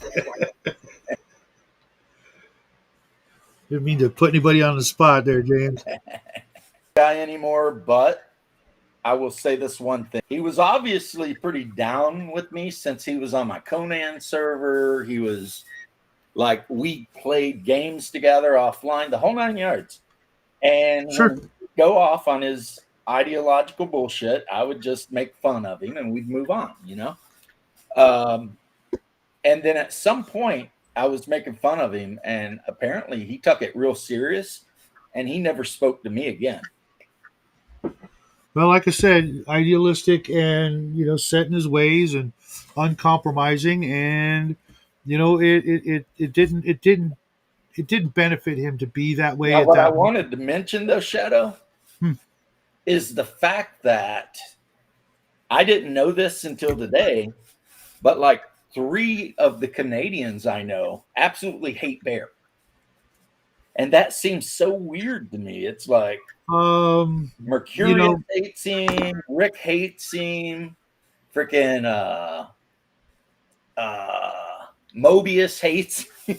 It's like what is going on up there in the frozen north, guys? Come on. It's not a Canadian thing. Bear's intense, and he knows a lot, and he's very well traveled and experienced and things like that. And sometimes that rubs people the wrong way, or things he says, or once upon a time he was less inclined to completely 100% speak his mind, I guess. Now he's like saying fuck it and just gonna be his 100%, as he put it, authentic self. And cool. I know that here on YouTube and having a channel and doing things, sometimes you got to play the game. And it's funny because other people's opinions are like, right. Except, as I'll point out to Bear every time I get a chance, Florida won the last, not the last Stanley Cup, but the 2 before. So Canada and a person, their own sport.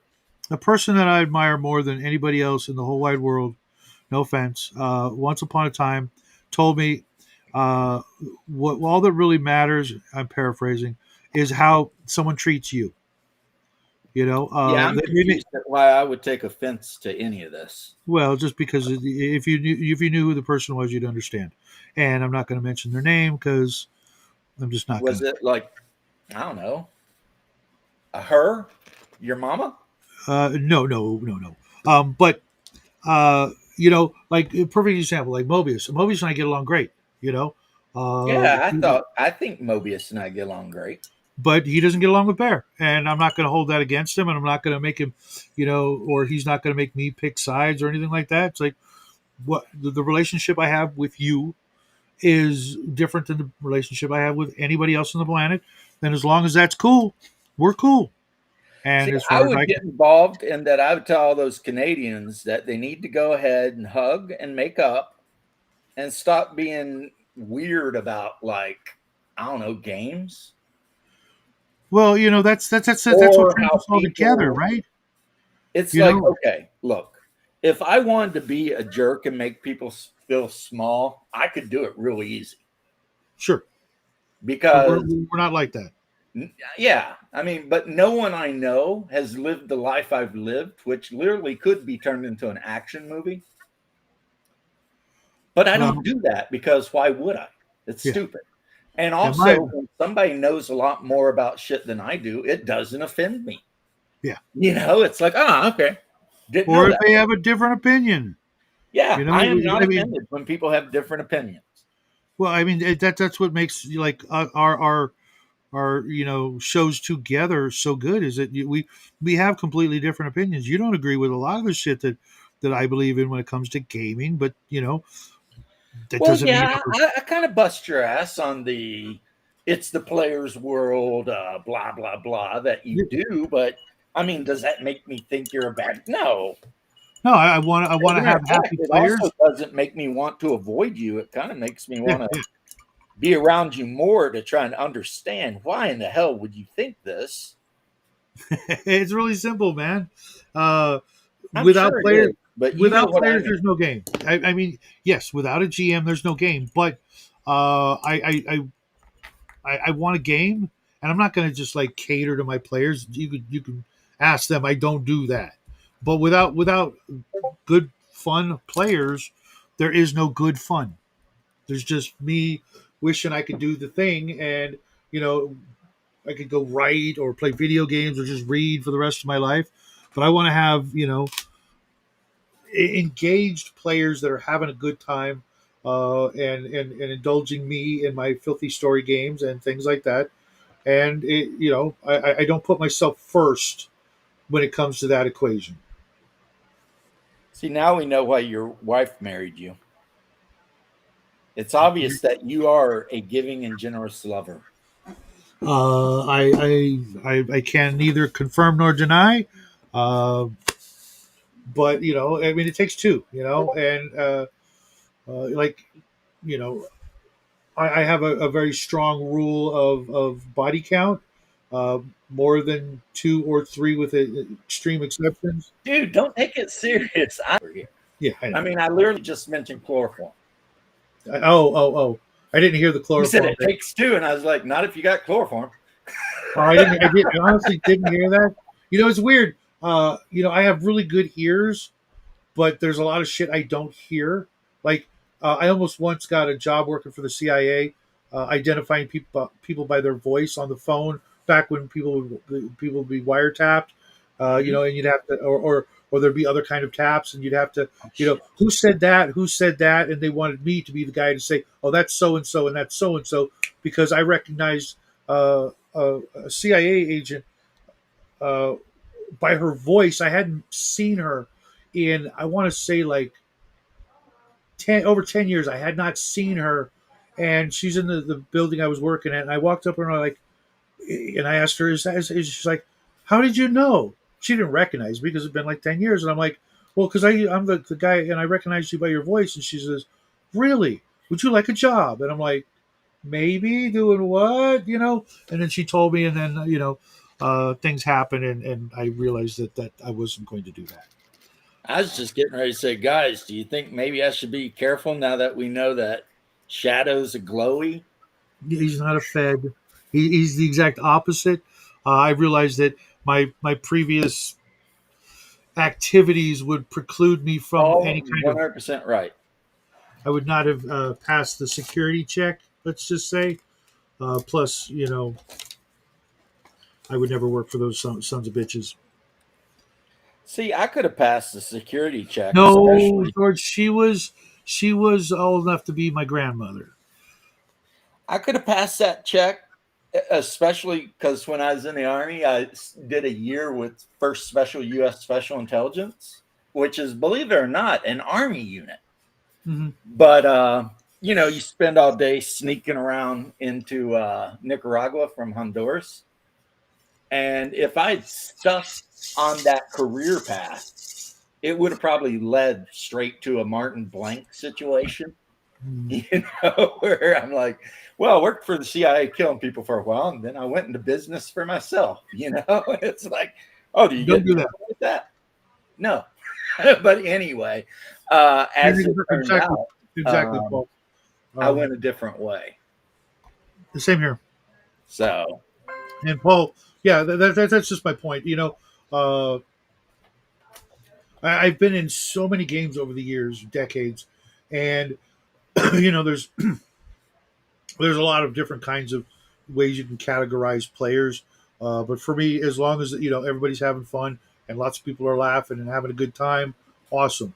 As soon as that stops, players go elsewhere, and I'm stuck, looking for a new group of players for one of these ideas. Like for me, it's the world building. When I made the Bright Sea campaign that I've been running for January, will be 2 years. I had a world and I had some things that were going to happen, and I got the players and let them kind of, for the most part, do what they want within reason, but without players, I got nothing. Nobody, I'm not going to write the book or anything like that. I'm just not into that right now. Maybe someday, I go back to writing, but I did some. I played around with it, and uh, I don't want to you know, schedule something that I just can't guarantee I'll finish. So I tend to keep it to smaller projects, like writing for the Red Room or Barrows and Borderlands or Arduin. Something that's small that I can, unless I have a freaking heart attack out of nowhere, I know I can finish, as opposed to you're sitting down to write a book that's going to be a year or more in the making, and then I drop dead of a heart attack and it just ends up in the freaking landfill. I don't know. I suggest you not focus so much on heart attacks. No, I don't. That's why I don't go to the doctor. Well, I'm just not saying feeling you don't pain- want to have a self-fulfilling prophecy over here. Oh no. I'm sure I'll go out some other way. I don't get angry or Buried in the upset. desert. It could happen. It'll be like the end of Smuggler's Blues, Mm-hmm. the video. Have you ever seen that one? Oh yeah. I love that That's video. such a great video, ain't it? It's It a great happened, musician. What are you talking in about? Florida too. When the one guy on the motorcycle is riding away, it's like today in Metro-Dade County. Because it was that dude, I guess, did a lot of appearances on Miami Vice. So Is it Glenn Frey or Don Henley? I forget. I get the two mixed up I because they think both have. it's one of the Eagles. I think. Yeah, that's what I just said. I think it was Glenn Frey. I think it might be Glenn Fry. Yeah. And the other big song he did was "All She Wants to Do Is Dance," which is basically I was a bigger fan of Boys of Summer. yeah. but that whole So album- is Hungar. Hungar absolutely loves that song. Yeah. The video of Boys of Summer is amazing because I believe he was the drummer for the Eagles, and in the video, his son is playing drums for that song, but his son is like 11. Not saying that it was a simple drum thing to play. It was more that he, Everyone clearly- on my paternal side can play at least one instrument, and then me. Yeah, I couldn't play I shit. have zero musical talent at all. I had talent. I just was lazy and was only in it for other reasons. Yeah. Kind of Jim Morrison. Drugs type and chicks, reason. obviously. Yeah, and the money. And Well, yeah. Like uh, my grandfather on my paternal side, he has like 5 albums out. really, Lord McKee and the Hallelujahs. Yeah, well, I mean, it's so obscure, no one would hear of it. But he used to do like old school bluegrass gospel. that's awesome. And I always he thought that was played- Elvis's best contribution to the world of music was his gospel versus his Well, other my stuff. grandfather could play any. If it had strings, he could play it. From a mandolin right up to a fretless zither, did not matter. Really? If you picked it, he was picking and grinning. But like me, zero musical talent.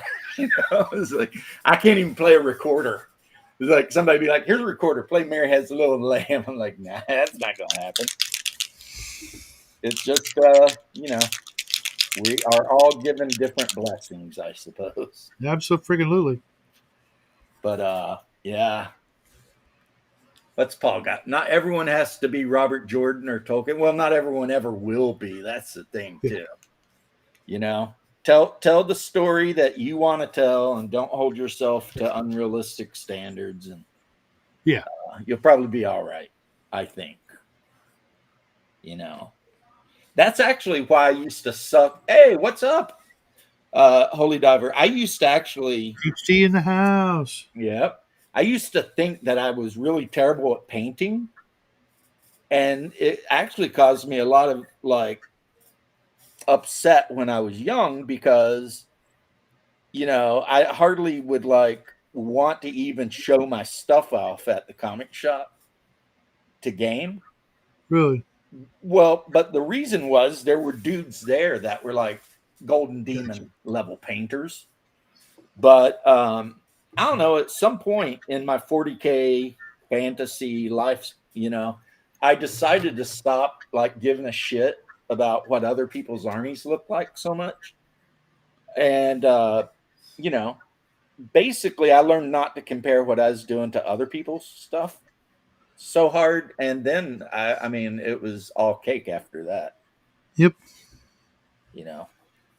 And I think people do that, and it's sad, and they really shouldn't, because you know, some guys are just super talented. Like some guys can draw a mural of some elven goddess on the side of their freaking Wave Runner tank, and then some guys paint their entire army yellow or red and throw some freaking Blood Angel wings on them and call it a day. You know, it's like, it's just the way it is. I mean, I'm not saying you shouldn't try, but I strongly believe in a thing such as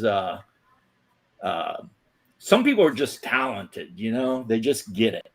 And other people are like me and they don't. And that's not cry for any sort of sympathy either, because, you know, that's why I play Space Marines as much as I did in 40K, because I can't paint flesh for shit. And, you know, so I play. Yeah, you know, all my boys have helmets on too. You know, I did that giant Conan mini a while back. Let me break it out. It's right here, and everybody said, "Oh my god, the skin is so good." well, It's just a speed paint, one coat. That's it. You yeah, know, it's still pretty damn good though. I just slopped it on. I literally just slopped on Crusader flesh or whatever the frick color it was and called it a day. You know, there is a thing, you know, there is such thing as, you know, overthinking or overpainting versus, you know, just make it simple and move on to the next thing. Right. And that's how I some look guys at it. get all the luck, some guys get all the fame. That's a song. I like that song. Some guys do nothing but complain. Right here, like this orangutan from Planet of the Apes, right? I like how you did his leather. This color for, you know, what the orangutans wear? It's just sand golem, one coat. Huh. But it's, you know, if you've got the right eye to match the color that you're looking for, done. So that's not Dr. Zaius? It could be. It's an orangutan scholar. You know, they're all scholars, kind of, you know, caste system as it were. And so all the orangutans wear more or less, you know, like a choice of 2 or 3 colors, literally. And the chimpanzees and the gorillas, you know, they got like 2 or 3 colored choices. And well, because they're a caste system. Yes. It's like the great apes are all like the warriors, and the chimps are all like the leaders, and then the orangutans are the scientists. No, it's the other way around. Mostly. It's the other way around. Ah, okay. The orangutans are the administrators and the religious folk and the administrators and the leaders, if you will, and the chimpanzees are the scientists and things like that. I mean, I don't know, man. I never got deep into that whole thing like you.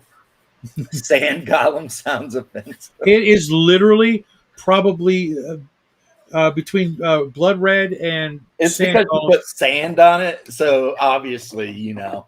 Yeah. It's the color I use the most. It's great for horses. You know, if you want like a roan colored horse, there you go, man. I've used it so many times, for so many different things that I bet you can guess what color I use the most. blood red. Blood red. Yeah. Oh, dude, this Army Painter Blood Red is one of the most incredible reds I've ever come across. I have the Vallejo red. It's called plasma red, and there's another one called carotid red. Hmm.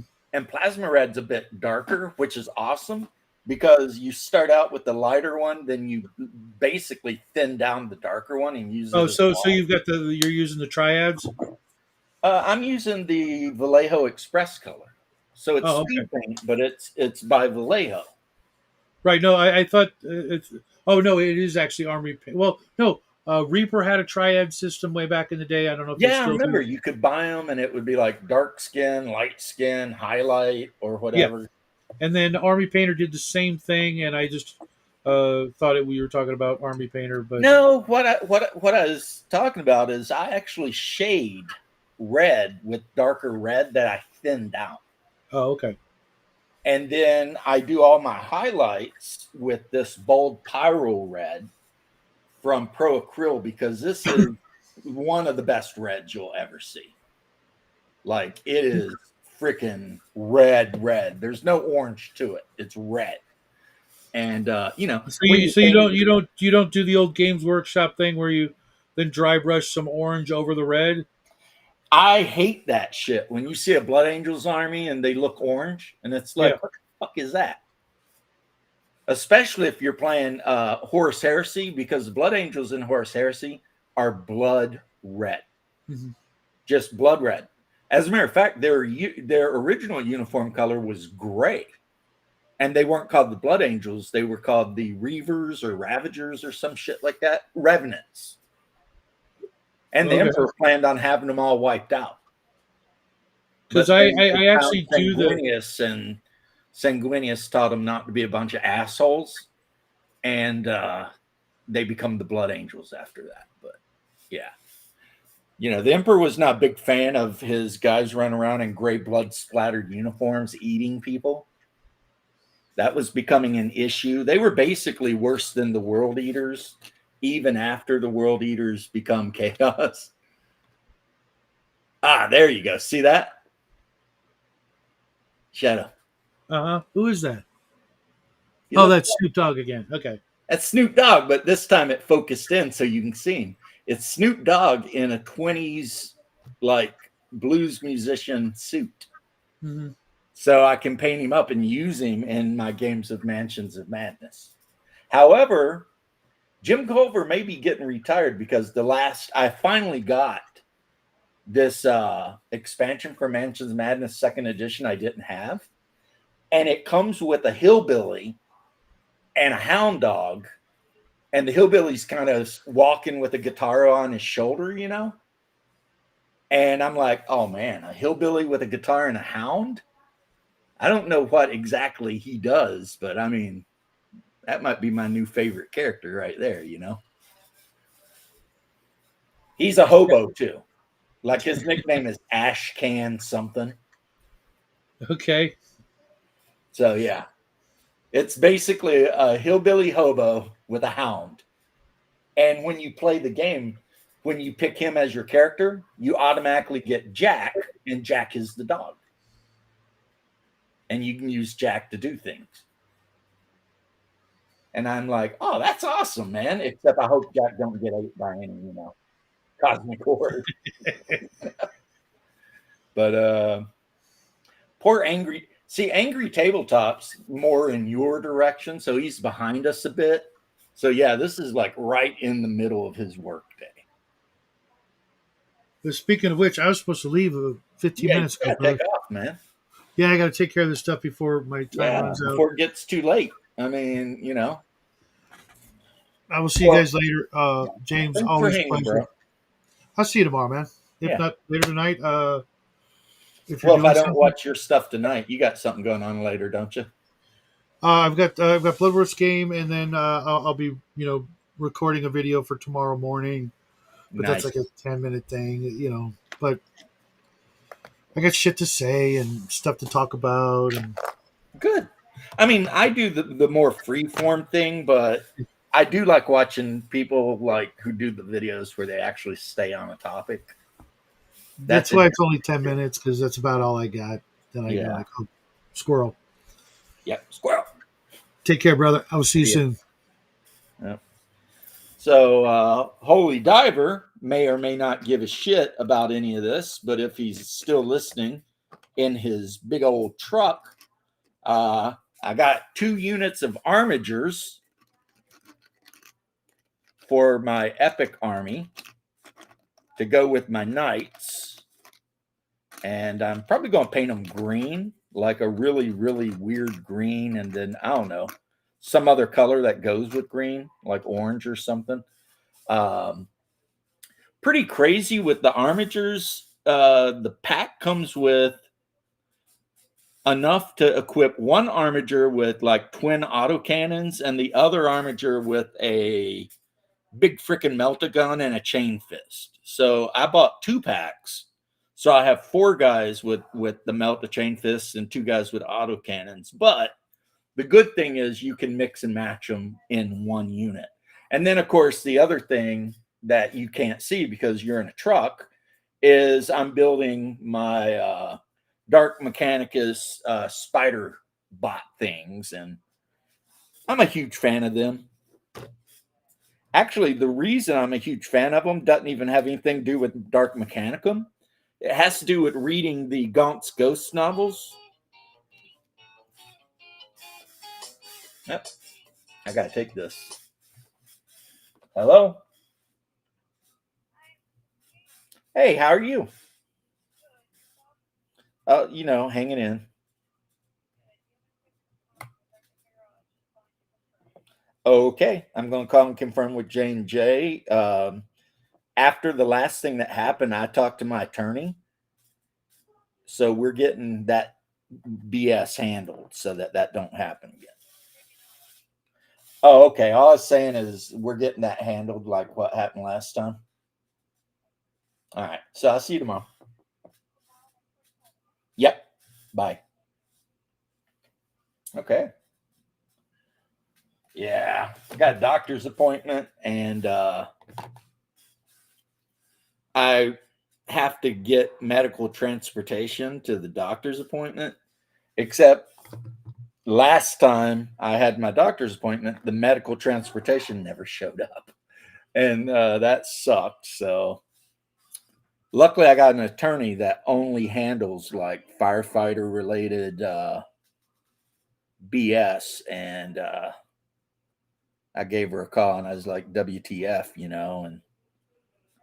and she called him and took care of it. So yeah. Anyway, the wife will be off work in an hour, but yeah, Holy Diver, if you're still listening, this epic bullshit has gotten out of hand, man. I've got, I don't know, 5 3,000 point armies these days. So, but I'm loving it. I'm loving it. Just building shit and painting stuff. And of course, I do a lot of, I'm building a Blood Angels thing. So, yeah, but you know what? I found out, and I don't think I have it in here, but I bought the Army Painter Blood Red Rattle Can. And as long as, you're careful and you don't overcoat your miniatures with that, make sure you get a nice thin coat on them. Then you can just do like a shade and a quick highlight and pick out details and bada boom, bada bang, Blood Angels ready to go.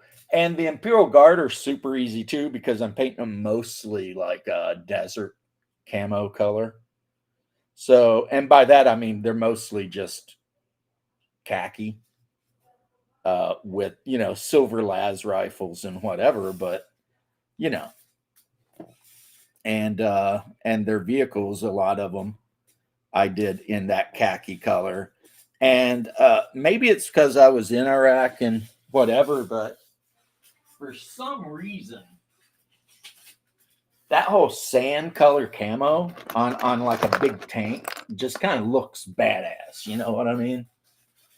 Now this guy needs his stripes, he needs his numbers and symbols and stuff, but you know, probably should paint the guy who's in the command location there on the Top Gun. I should probably paint that, you know, green or something like that, just to, you know, pick it out. But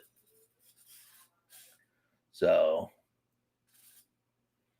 and the best part of it all is I have managed to get some games in with this, and I actually really enjoyed this game. I mean, I like it more than I ever liked 40K. I even like it more than I like 30K, and that sucks because I've got a huge 30K army. And then now I'm all like, damn, I kind of like this game better, you know. That kind of sucks, but hey, you know, what are you going to do, right? But and right now I'm working on one of the armies that I super love, and that is my Dark Mechanicum, guys. And like I think I interrupted myself. The main reason I really like the Dark Mechanicum is because I read the Gaunt's Ghost. No, yeah, the one with Ibram Gaunt novels. And I've always loved the Blood Pact. Like, I've always thought they were just the coolest, right?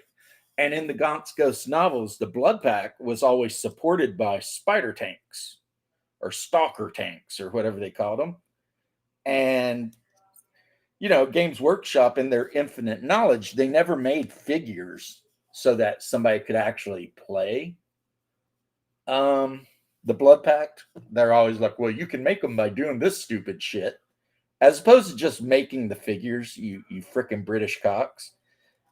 Which means back then they never made stalker tanks.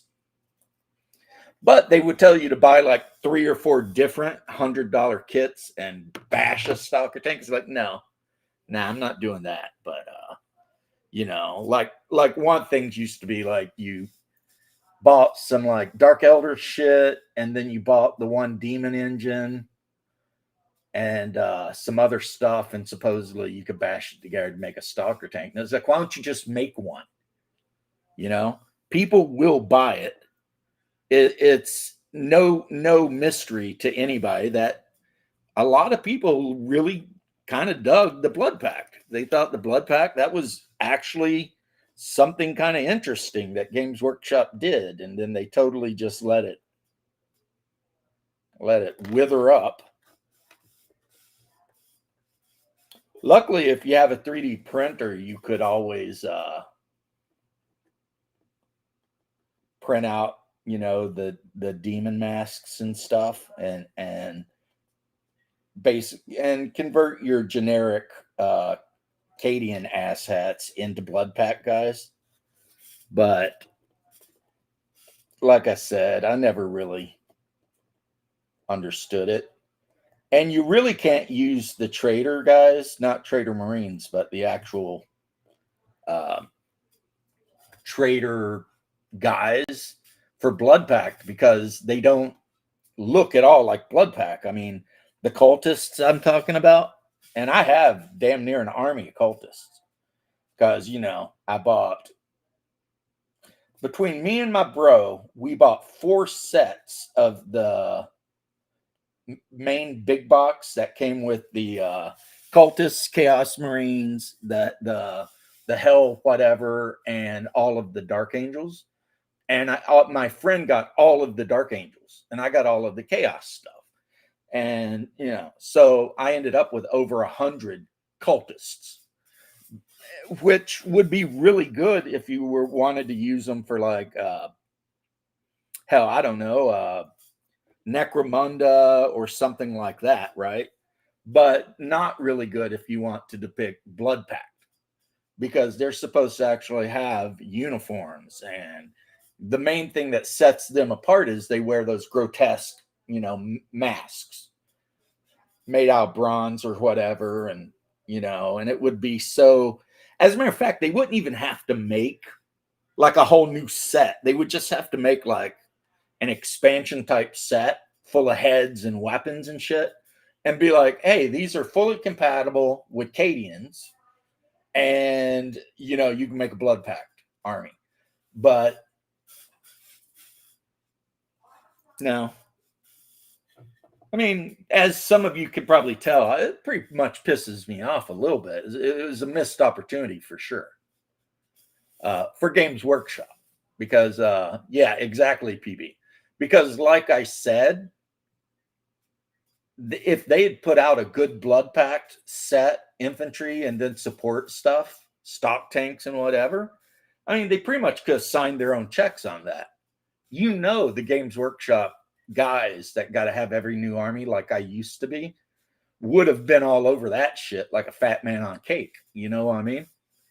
So sometimes I just don't understand what Games Workshop is thinking. You know, you ever have that feeling when you're just like, I just don't understand what they're thinking. You know, it's like they're throwing money away. I mean, yeah, it's like, so you make a new plastic press for the infantrymen, and you make a new plastic press for the freaking stock tank and whatever else. That's going to cost you a few grand investment, at least, for sure.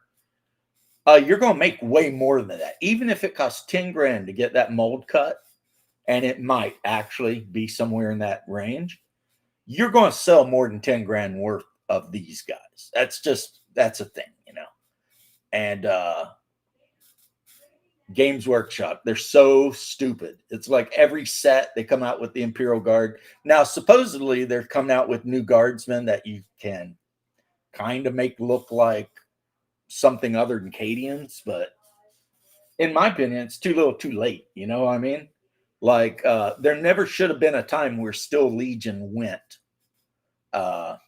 without being produced, right? You've already got the molds. Just make sure you keep some of those bastards in stock, because a lot of Imperial Guard players want to play Still Legion. And the Cadians, which are the Catechins, their kit absolutely sucked, but the metal Catechins were freaking baller. So, you know, I have metal ones, and they're all like really good sculpts. But the plastic kit, man, that's terrible, right? So they've put out over the years like 6 different Imperial Guardsmen, maybe. Praetorians, Talarn, Cadians, Still Legion, Mordians, and Vostrovians or whatever. I think that's all of them. Oh no, Valhallans. There's no reason any of those guys should have ever went out of production. Yeah. But they did, because Games Workshop's stupid.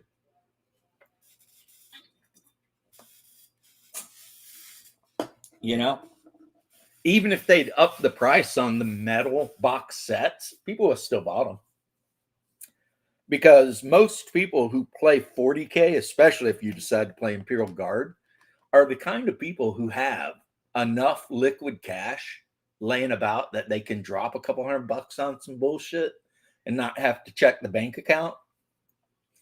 So, I mean, if you had a guy and he decided, I want to build a Still Legion army, I mean, he could walk into your store and pick up 3 or 4 boxes of the metal miniatures, and you know, depending on how much they cost, maybe grab a Chimera or 2 and be out the door, and halfway towards, you know, or maybe a fifth of the way towards his Imperial Guard army, you know, depending on, you know, things. But yeah, but they were like, nah, we're not going to do it anymore. It's like,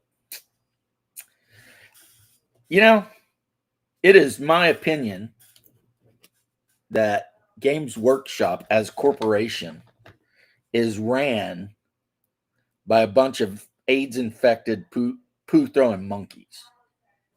Like, they have no sense at all, I don't think, you know.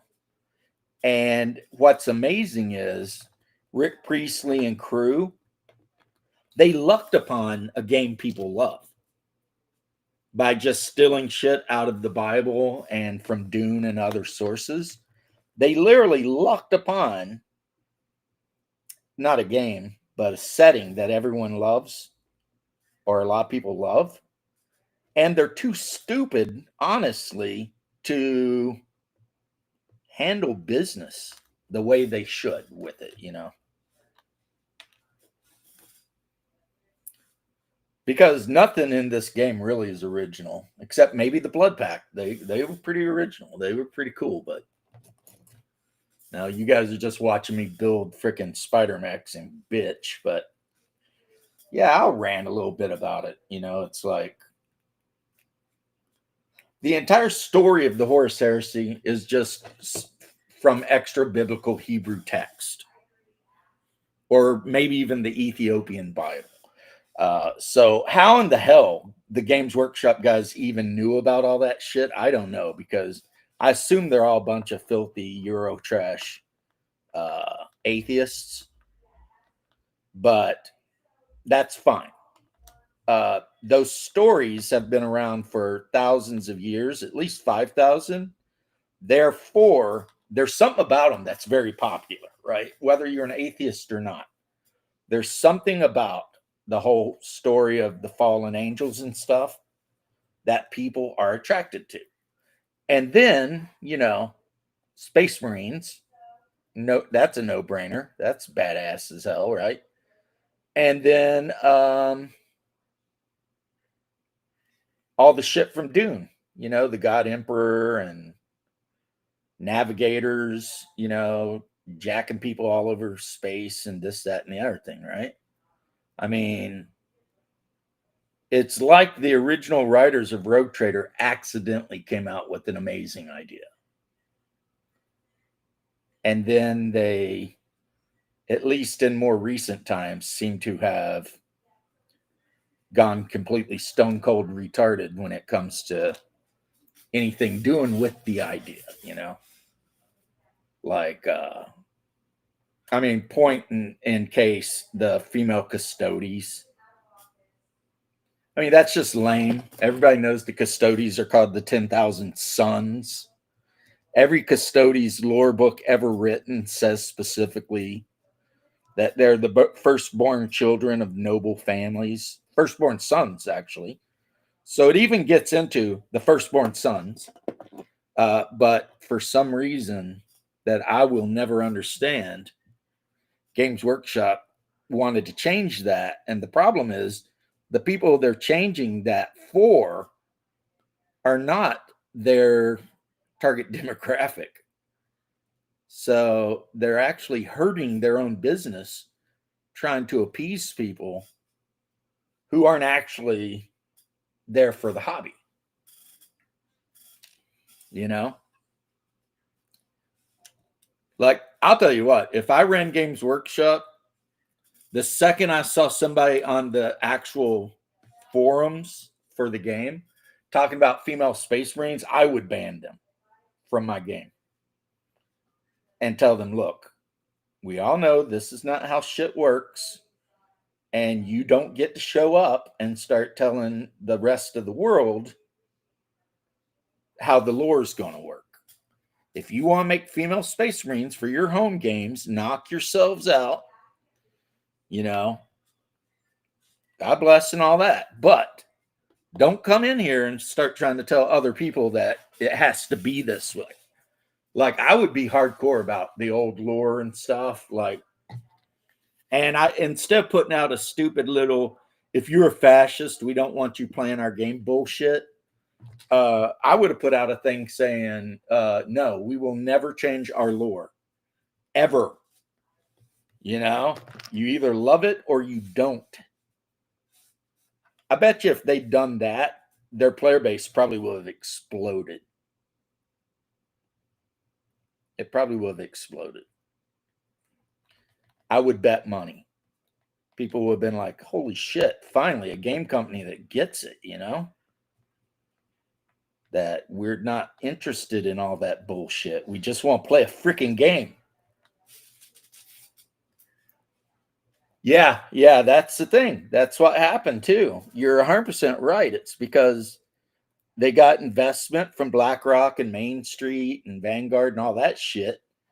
And those guys seem to be bound and determined to destroy, everything good and noble in the world.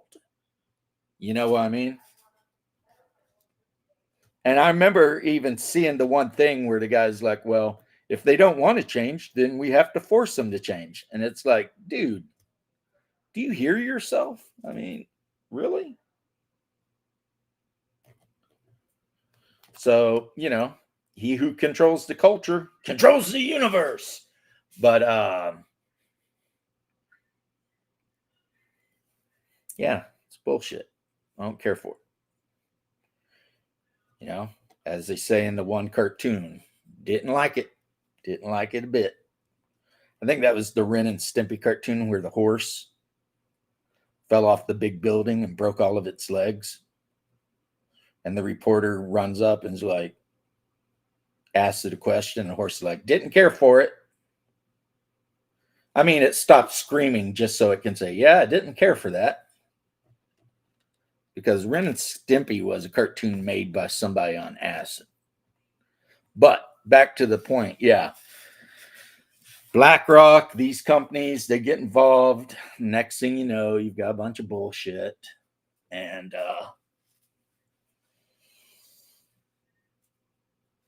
I mean, speaking of 40K, like occasionally I will actually watch Discord if she has a really clickbaity title. I'll see what she's talking about. Like, no shade or anything, but is she transitioning? What's going on with that chick? She seems to be a lot more masculine than she used to be, which kind of makes me sad because, I kind of like,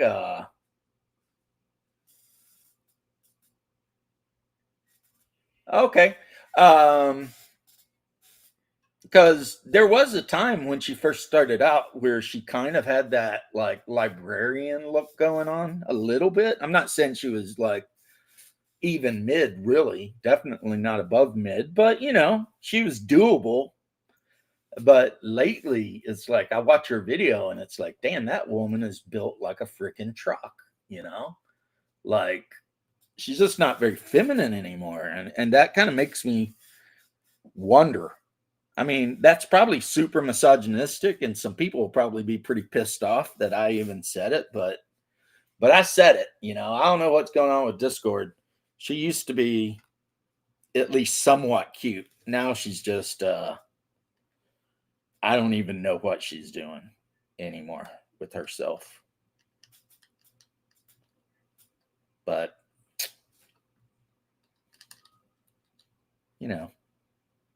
people be like, oh my God, the male gaze. Well, yeah, that's what it is.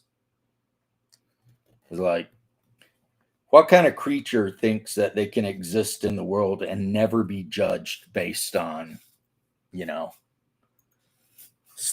anything? I mean, that is a weird kind of creature, I would say,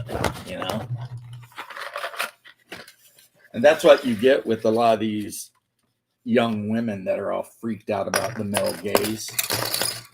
Because they, for some reason, think they should be able to exist on the mortal plane, but never be judged for their appearance or anything like that. And it's like, I'm sorry, that's not the way the world works. You know what I mean? It's just not the way the world works. And Holy Diver, I will talk to you about that. And because you're a bro, you'll get the bro prices. You know what I'm saying? For sure. I won't try and take you to the bank or anything. Like, I'll give you great prices. I have shit tons of vehicle for Horse Heresy too. Like multiple Sicarius, at least one Kratos, ton of Spartans. Well, by a ton, I mean two. Some Proteuses, a shit ton of Rhinos. All of that having to do with I usually try to play mechanized lists. So, and then of course I've got a bunch of I think I've got maybe 2 boxes worth of Mark 6 Marines that are still on the sprue. And 1 box of Terminators still on the sprue. Because I ended up making my Blood Angels out of Mark 3 and 4 Marines that I special ordered from freaking Forge World and whatnot. So, because that's the kind of guy I am, you know. Plus, I'll be honest, I mean, the Beakies are cool, but not as cool as like Mark 3, Mark 4, Mark 5 Heresy armor, you know. Just a lot of armors out there that I think are cooler than the Beaky Marines. And now I know that they finally released like Mark 3s in the right scale, but you know, a little too late, you know, for me, since I already bought them all in the freaking Forge World, which is not the right scale. It's smaller. So, yeah.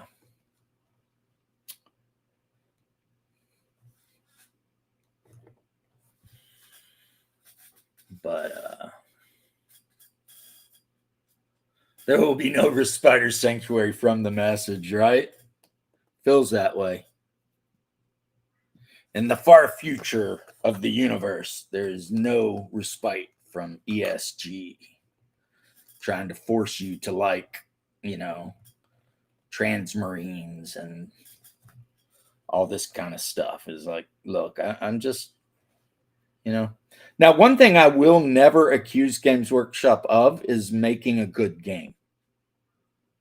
Because I don't think they ever have, really, other than maybe Manowar, maybe Battlefleet Gothic. But like anything having to do with 40K has always been a steaming freaking hot mess of bullshit. You know? And I guess the actual original creators could be insulted by that, but it just is what it is. It's like every edition of 40K since 3rd edition has gotten worse, not better. Adding command points and all this other kind of bullshit to the game did not improve the game. You know? Sometimes I just want to scream at those assholes and be like, what are you doing? Stop it. You know? But counter argument, when they added command points and they added knights, it also added a kind of a way you could power game where you could take certain Space Marine commanders or whatever that allow you to generate command points. And then you could field a pair of Castillan knights and basically just wipe the table of your opponents nonstop forever unless they were playing the exact same list. Yeah, that happened. That was good times. I think that was 8th edition, you know. You'd go, that was back when I still at least tried to show up to the comic shop and play tourneys and stuff. And you would show up and at least half of the armies you would have to face would be that exact thing. Like with some minor flavor differences here and there, but it was always the same thing. It was always 2 Castigator, I think they're Castigators, Castillans, maybe. It was always 2 Castillan knights, yes. And then commanders that generated command points, because with the Castillan knight, you could spend 1 command point and then it could make all of its attacks as if it had no damage on it. And that ended up being just an incredibly powerful ability, you know. No matter how much you beat the shit out of these Titans, they were still dropping, you know, 50 dice on you at like strength 1 billion, you know. I'm, of course, exaggerating a little bit, but, you know. And it ruined the whole tournament scene. I mean, it killed it. It was that army and the demon army where, like, you sacrifice some of your guys to make the rest of your guys, like, super powered monsters. You'd see that one occasionally, the Chaos Cultist Army.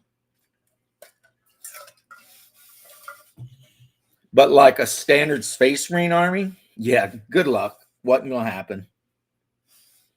Not in a million years. If you showed up with a standard, just, I'm going to play my vanilla Marines because I love my Marines. Yeah, it's like, well, prepare to be ass whipped like for 8 hours straight.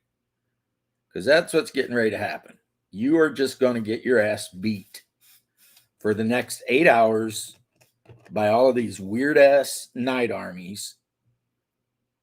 And, you know, I hope you enjoy it. And that's probably had to be kind of disheartening to people who just didn't have enough money to buy 2 nights. Not that I was one of them. I actually just recently sold my 40K night army, which had 2 Castilians and whatever the Acostus Knights and all that. Got a pretty good price out of it, I think. I mean, actually, the guy who got it got a really great deal because I think he ended up getting like 9 nights for $400. So, I mean, that's basically like 50 or 60% off what he would have paid if he'd bought them from Games Workshop. But I sold another guy all of my Imperial Guard vehicles. So a Baneblade, 9 Leman Russ tanks, and 6 Chimeras for $500. And boy, he was happy about it. And why wouldn't he be? Because that was like two grand worth of stuff. Maybe $2,000. I don't know. I'd have to figure it out.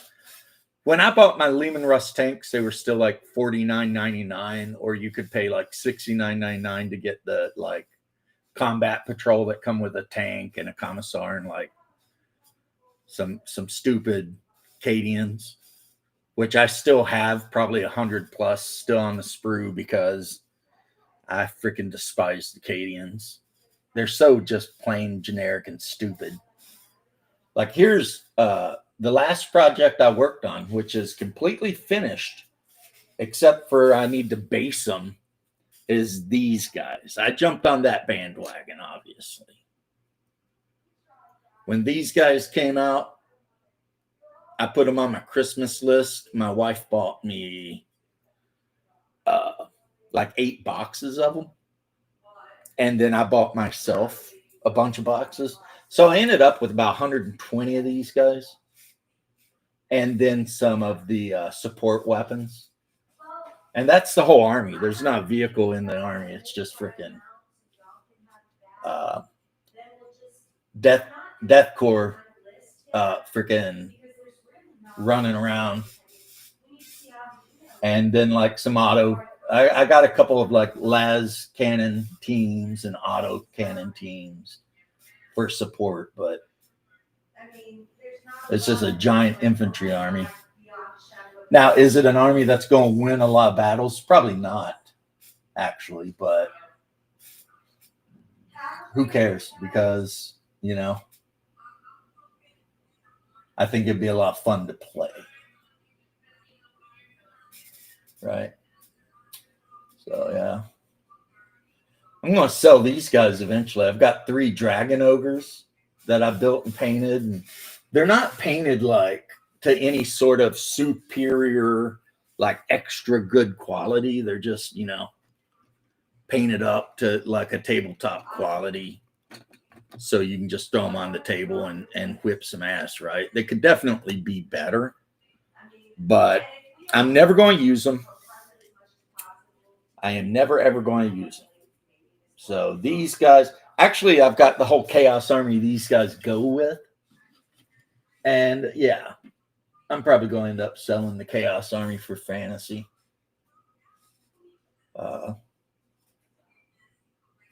And then I'll look to sell my Death Company guys, the Nurgle guys. I got a shit ton of those. Like I've got the tanks and the Mamotic, whatever speed demon things, and the plague bears on the giant flies, and like basically I've got a huge Nurgle army.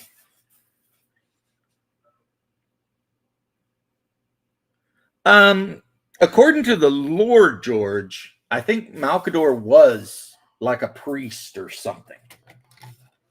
And the Emperor convinced him to join him. I think I could be wrong. I could be wrong. And then I guess somehow over time they actually become friends, you know. At least as far as the Emperor can be friends with anyone. Since, you know, he's got to deal with the whole, you know, torment of sitting on the golden throne, which is the only thing that keeps the Imperial Palace from being flooded with just shit tons of demons because of what happened with the Webway project. This is a very not well painted, because it was painted like 30 years ago, Catachan, one of the metal ones. He's the second part of the Catachan missile launcher team. You can see he's got extra missiles there. And if you look at these guys, they actually look really good. But yeah, the plastics were just nightmarishly bad. Now, the army, I should find somebody around here to trick into playing with me, guys. And I've showed this one off once or twice. Is these guys right here.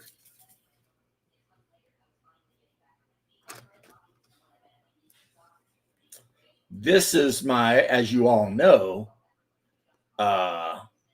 Song of Ice and Fire Ironborn army. This is just one of the units, and it's being led by what's his name? It's not Egon. It's I think starts with a V. And yeah, these are his guys. Victarion. So this is the unit of Ironborn Raiders or whatever being led by Victarion. And I have a whole freaking Ironborn army painted.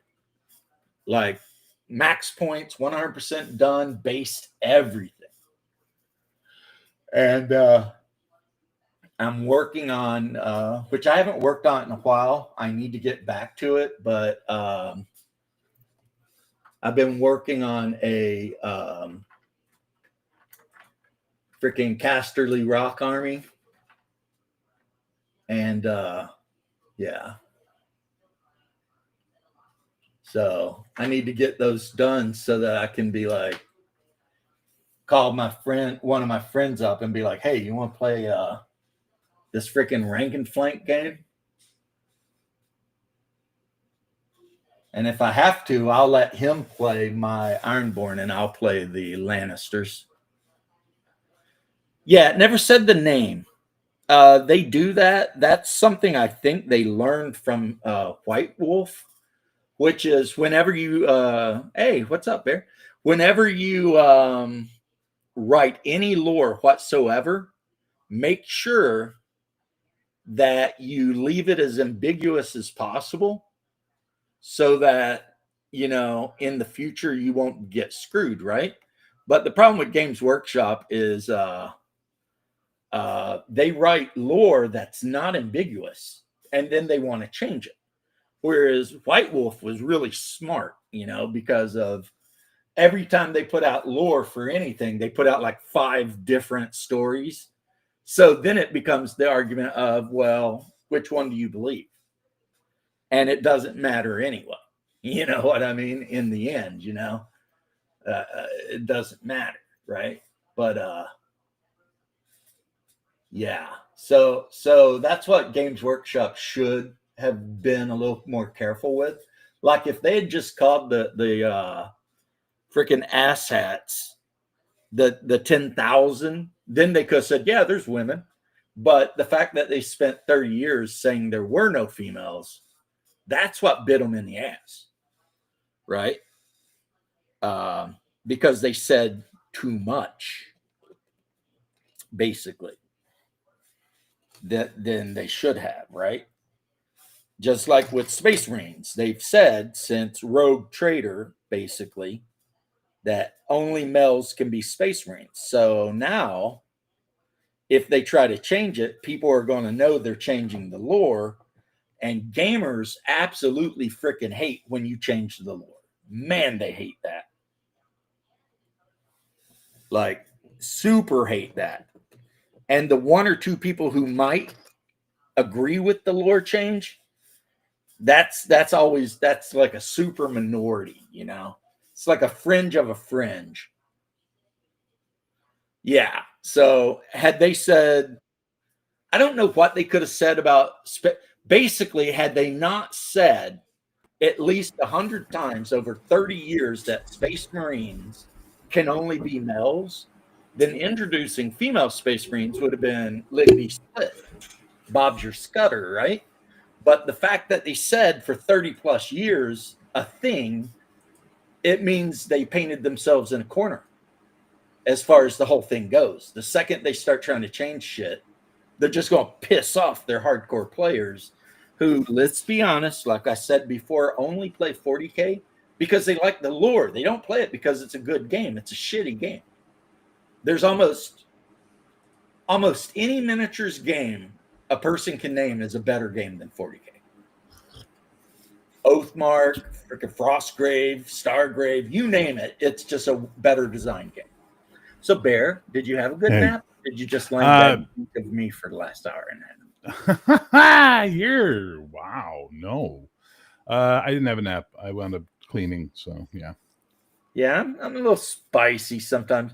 Well, I was talking to Shadow about I didn't know how many Canadians hated you, and he was having opinions and I should I go back and rewatch his opinions? No, his opinions were good. It was basically you have a very strong personality, and some people don't know how to deal with people with very strong personalities because it makes them feel away, you know. So, and I think because I'm a goddamn superhero in real life, like people with strong personalities don't bother me at all because I'm just like, yeah, okay, you know, like nobody can intimidate me and make me feel like inferior because I'm whatever, you know.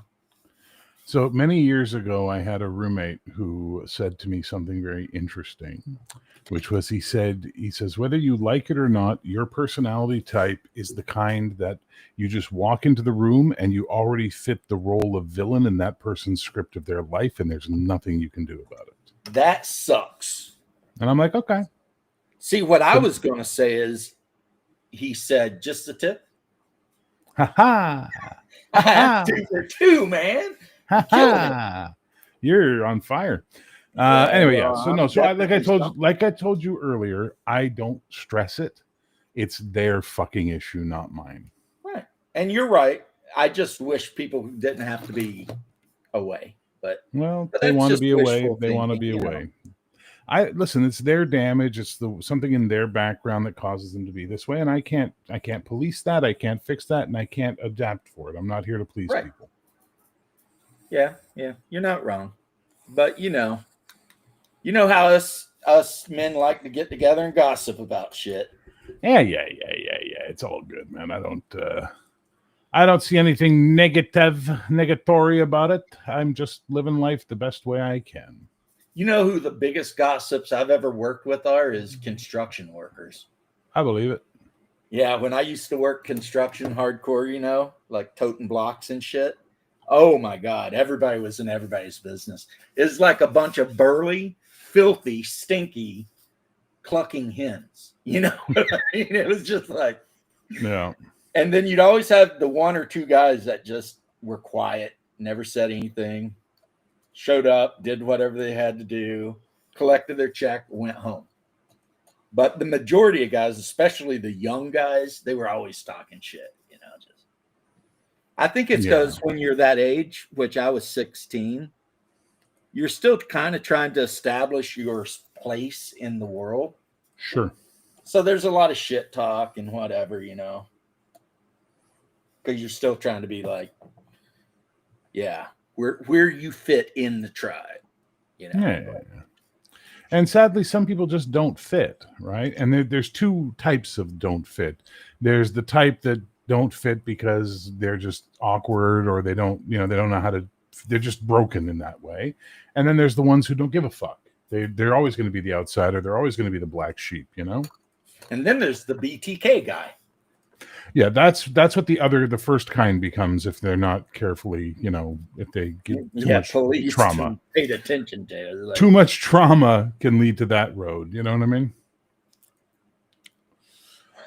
But it is what it is, brother. he only ducked the tip. Yeah, I remember that. That's there's a special name for those guys, George. They're called moils. And they're the guys that you bring around to do circumcisions. The moil. And personally, I mean, most people, I think, get that stuff snipped when they're babies. So when you go to your bar mitzvah or bat mitzvah, you're not getting anything snipped, hopefully. But, no, not at a bat mitzvah, that's for sure. Yeah, but I mean, it's like you don't got to worry about moil because you were circumcised in the hospital when you were a day old, right? Now, some of the really hardcore guys, like the Hasidic, they make you wait till you're 13, and Jesus, and that shit gets horrible. Again, that's why I don't talk shit about your normal average like guys, but those Hasidim, man, they're out of control. They need to calm down. They're extreme. They're very extreme. They're very fundamental. Like they don't let their women get educated at all. Like I saw a movie where a Hasidic woman actually fled to Paris so she could live a life, and they sent like her brothers and uncles to get her. And it was like this whole thing, and I'm just like, yep, yeah, that's kind of a thing. But whatever. I mean, I see my wife in the kitchen rattling around. I thought you're still at work. I am about off. I'm about to start cooking some burgers if you're hungry. I am starving. So burgers sound good, Melanie? Yeah, I'd love to have some burgers. Bat mitzvah sounds like Batman is attending. That would make it super cool, but usually it's just some shitty singer singing like I wish we were I think we're alone now, and various other hits from that time period. Yeah, well, bar mitzvahs for the girls, bar mitzvahs. Yeah, that's the girls. And lots of food though. Lots of food, yeah. And then depending on the athleticism of the people you're hanging out with, there might even be a chair dance, which is kind of cool, and then the bar mitzvah is the same thing, but it's a dude. And it's basically your welcome to manhood. Because, you're 13. Go out and fight the heretics or something. I mean, if we're talking Old Testament, right? That's kind of what it would be, Hey, we're going to snip the end of your thing and send you out to kill Canaanites. What? But first, we're going to dance around with a wine bottle and some chairs. It'll be great. And your Uncle Moish is in. He has a special surprise for you. It's waiting in your hotel room. Don't say a word to your mother. Don't say anything. Yeah. So basically, the wedding singer, when he's doing the bar mitzvah, is pretty much accurate, which makes sense considering, who was in the movie. So, it's just like that. Adam Sandler. And I think Drew Barrymore might be. I'm not sure. Yeah, Drew Barrymore's in The Wedding Singer, yeah. And then, of course, no, I think she might actually be Jewish or part Jewish, half Jewish. Barrymore, maybe. And, of course, the Hanukkah song. What do you get when you cross Robert Redford and whatever? And he's like, and that's a good-looking Jew, Oh, no, Robert Redford's half Jewish. Goldie Hawn is too. And if you mix them together, what a good-looking Jew. It's like, Sandler when he was young, boy. So funny. But unfortunately, Bear, here in a minute, I am going to have to get off because the wife is off work and she's in there seasoning dinner. And because I don't season anything, because she's a lot more particular about the seasoning than I am. So even if I make something, usually other than a little salt and pepper, I'll wait until it's done. And then Well, she salt and will- pepper counts. Yeah, well, she'll actually do the real seasoning. So if I cook chili, let's say, Yeah. I might cook all the stuff, but then she'll come in and throw in the seasoning, and then we'll cook it another 3 hours after that, you know, Sure. so that As I cook only for myself, I do whatever the fuck I want. yeah. When I lived alone, I just basically ate ramen noodles every day. I went through that in Pretty my much. college days. Yeah. Well, when I say I lived alone, I'm lying to you though, Bear, because I had roommates, and we all just that was back when you could buy the big box of ramen noodles for like a dime a piece. You know what I'm talking about? So you could get like the whole case for like $3. And if you walked into where we lived, which was in the hood, it was just open up our pantry and it was literally like 100 bricks of ramen just shoved in there. Wow. That's just all we ate. I even one time we bought a little jar of spaghetti sauce and we ate ramen with spaghetti sauce on it. Why we didn't buy spaghetti noodles, I don't know. We figured, well, we got noodles at the house. What's up, Off Grid Gamer? How you doing, bro? But those were good times, though. I mean, in their own way.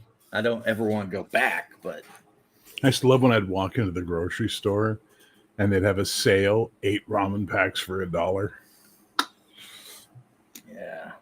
yeah. Down here we have the little square ones, so they're Yeah, not little the square big ones. Yeah. but Yeah, little they're not the square Korean ones. Yeah. ones. Yeah, and for Lots a of while, sodium, lots of fucking that's all fat it is, in them. is salt and carbs. Yep. But I get And, like the 8 packs, different flavors. Usually Yeah, you could usually get like chicken, beef, Pacific and flavor or mushroom. the mix. I like the chicken, the beef, the mushroom, and actually the vegetable as well. I like those. I get that, and then I head over to the meat department and buy that perforated flank steak. You know, where they take that tough meat Yeah. and then they run it through the teeth grinder so it has little holes in it. Yeah, Take that back, make my noodles, fry up the steak in strips, throw that in with the noodles, and sit down and eat. I was happy. see that's high living. I'd never had that. Mm. I just had ramen. Sometimes 2 packs at a time, which is like 1,000 calories and Yeah, it's 8 insane. times more sodium than you should ever have in like a whole week. A whole year. Yeah, exactly. You know, like that. But you know, when you're 20 something, working construction and poor. Hey, what's up, Mobius? It is what it well, is. Let it go. Bear took a nap and then came back. He couldn't. I didn't stay- take a nap. I cleaned. Okay, he couldn't. I meant to keep up take a with nap. me, but I mean, you know, I am an Yeah, energetic. you person. you wore me out with your holler crawling. I am powered by hate and spite. Not really. Yes. Yeah, sure. But yeah, man. It's like when I look back at those times, I'm like, I had some fun, but I don't ever want to do that again. No, the only thing I look back and miss, other than like the '80s in general, because I'm a big fan of that time period. It was really cool. Oh, that's I miss walking. You know what I mean? well, I mean, not really, but then again, I was an infantryman. Yeah, no, but see, that's the thing. When I was in college and all that kind of shit, man, I would just walk like everywhere, right? From school back to my apartment to visit friends downtown. I just walked, you know, because I didn't drive. You know, take a bus, take a metro, whatever, but it was always walking. Now I think about some of the walks I used to do, and I'm like, my God, my knees would explode if I did that. I'd be crying by the end. I think the Army cured me of wanting to walk. Like when I got out of the Army, I was like, if I never walk again, you know, but listening to AFK, yeah, poor boy Mill. Oh, craft dinner, right? And from what I understand, from listening to Bare Naked Ladies, apparently you Canadians like to put ketchup on it. You can. I mean, I've never done that, but see, he even says top with ketchup. So Yeah, I I have to used to. admit, the majority of stuff I know about Canada, I learned from listening to Bare Naked Ladies and Nickelback. Fair. Yeah, I used to fry up some ground beef and throw it in my KD. Yeah, you know. See, I've never ate ketchup on like mac and cheese, but It's fine. you know, it doesn't bother me if some. As a matter of fact, let me tell you a story about ketchup on mac and cheese, right?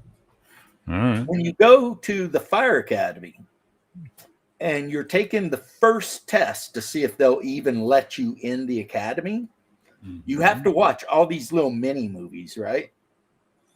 And then after you watch the little mini movie, which is a scenario of something that might happen at the station or in the back of a rescue or something, you have to answer what you would do. And I shit you not, one of them was one of the guys at the table there eating dinner, put ketchup on his mac and cheese. And like another guy started making fun of him and just busting his balls and talking all this shit. And then they ask you, what do you do? And I don't know if it was the correct answer, but the answer I put is tell the one guy to knock it off. But the thing is, before they'll even let you go to Fire Academy, you have to make a test to see if you can actually get along with a shift full of other dudes That's fair. and not be a dick. Yeah, you don't want a dick on your fire team. Right. So there were actually questions where the right answer was, don't tell the chief, handle it between you and the other guy. And that was literally the correct answer, was don't tell management.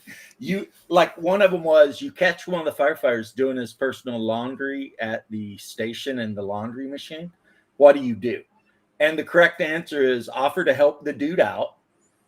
But don't tell the chief or be a dick. Maybe, you know, he needs to borrow some money or he can do his laundry at your house off shift or whatever, right? Because they're actually, like you said, they're testing to see if you're going to be a good dude, you know, because it doesn't matter how good you are at being a firefighter or a paramedic. If you're an asshole that everyone hates, you're not going to have a good time. Yeah, and all your training is going to be wasted because they will figure out a way to get rid of you. It will happen. You want to see something? You want to see something cool? Always. There's a guy in my hometown who takes pictures, and this is what it looked like with the Northern Lights above it last week. Oh, you guys see the Northern Lights up there? Oh yeah, well it was a big one this time around, right? Everybody saw them. They were going pretty far south. But yeah, that's from the beach. That definitely looks like East Coast. Yeah, look at that though. That's beautiful. Look at all the boats. Plus the way you guys, it's like I don't think anyone in America builds houses like that. Yeah, it's pretty beautiful though. Maybe the Amish, but that's like a different kind of design of a house. Well, that's the old fishery down at the beach. So it's basically all the old fishing buildings, which are now government buildings. But they do have a Chantier Maritime, like a shipbuilding warehouse down there as well, where they build fishing boats. So that's nice. Huh. My old lady is Dutch. She puts mayo on the. Oh, that's not just a Dutch thing, Mobius. That's a Danish thing, a German thing, a freaking all of Northern freaking Europe and all of Eastern Europe. I mean, Russians will put mayo or sour cream on the craziest shit. You know, it's like mayo is like part of the meal. You know what I mean? It's like today we're having this and mayonnaise. You know? Okay. It's like that's not actually a course, guys, but apparently it is. Bear, I am so sorry to do this to you, bro. No, it's okay, brother. Take off. You gotta do what you gotta do. Go eat your burgers. And everybody in chat, thank you for dropping in and everything. Appreciate it. Catch you guys later. As you can see, I got a bunch of spider robots built. So good time.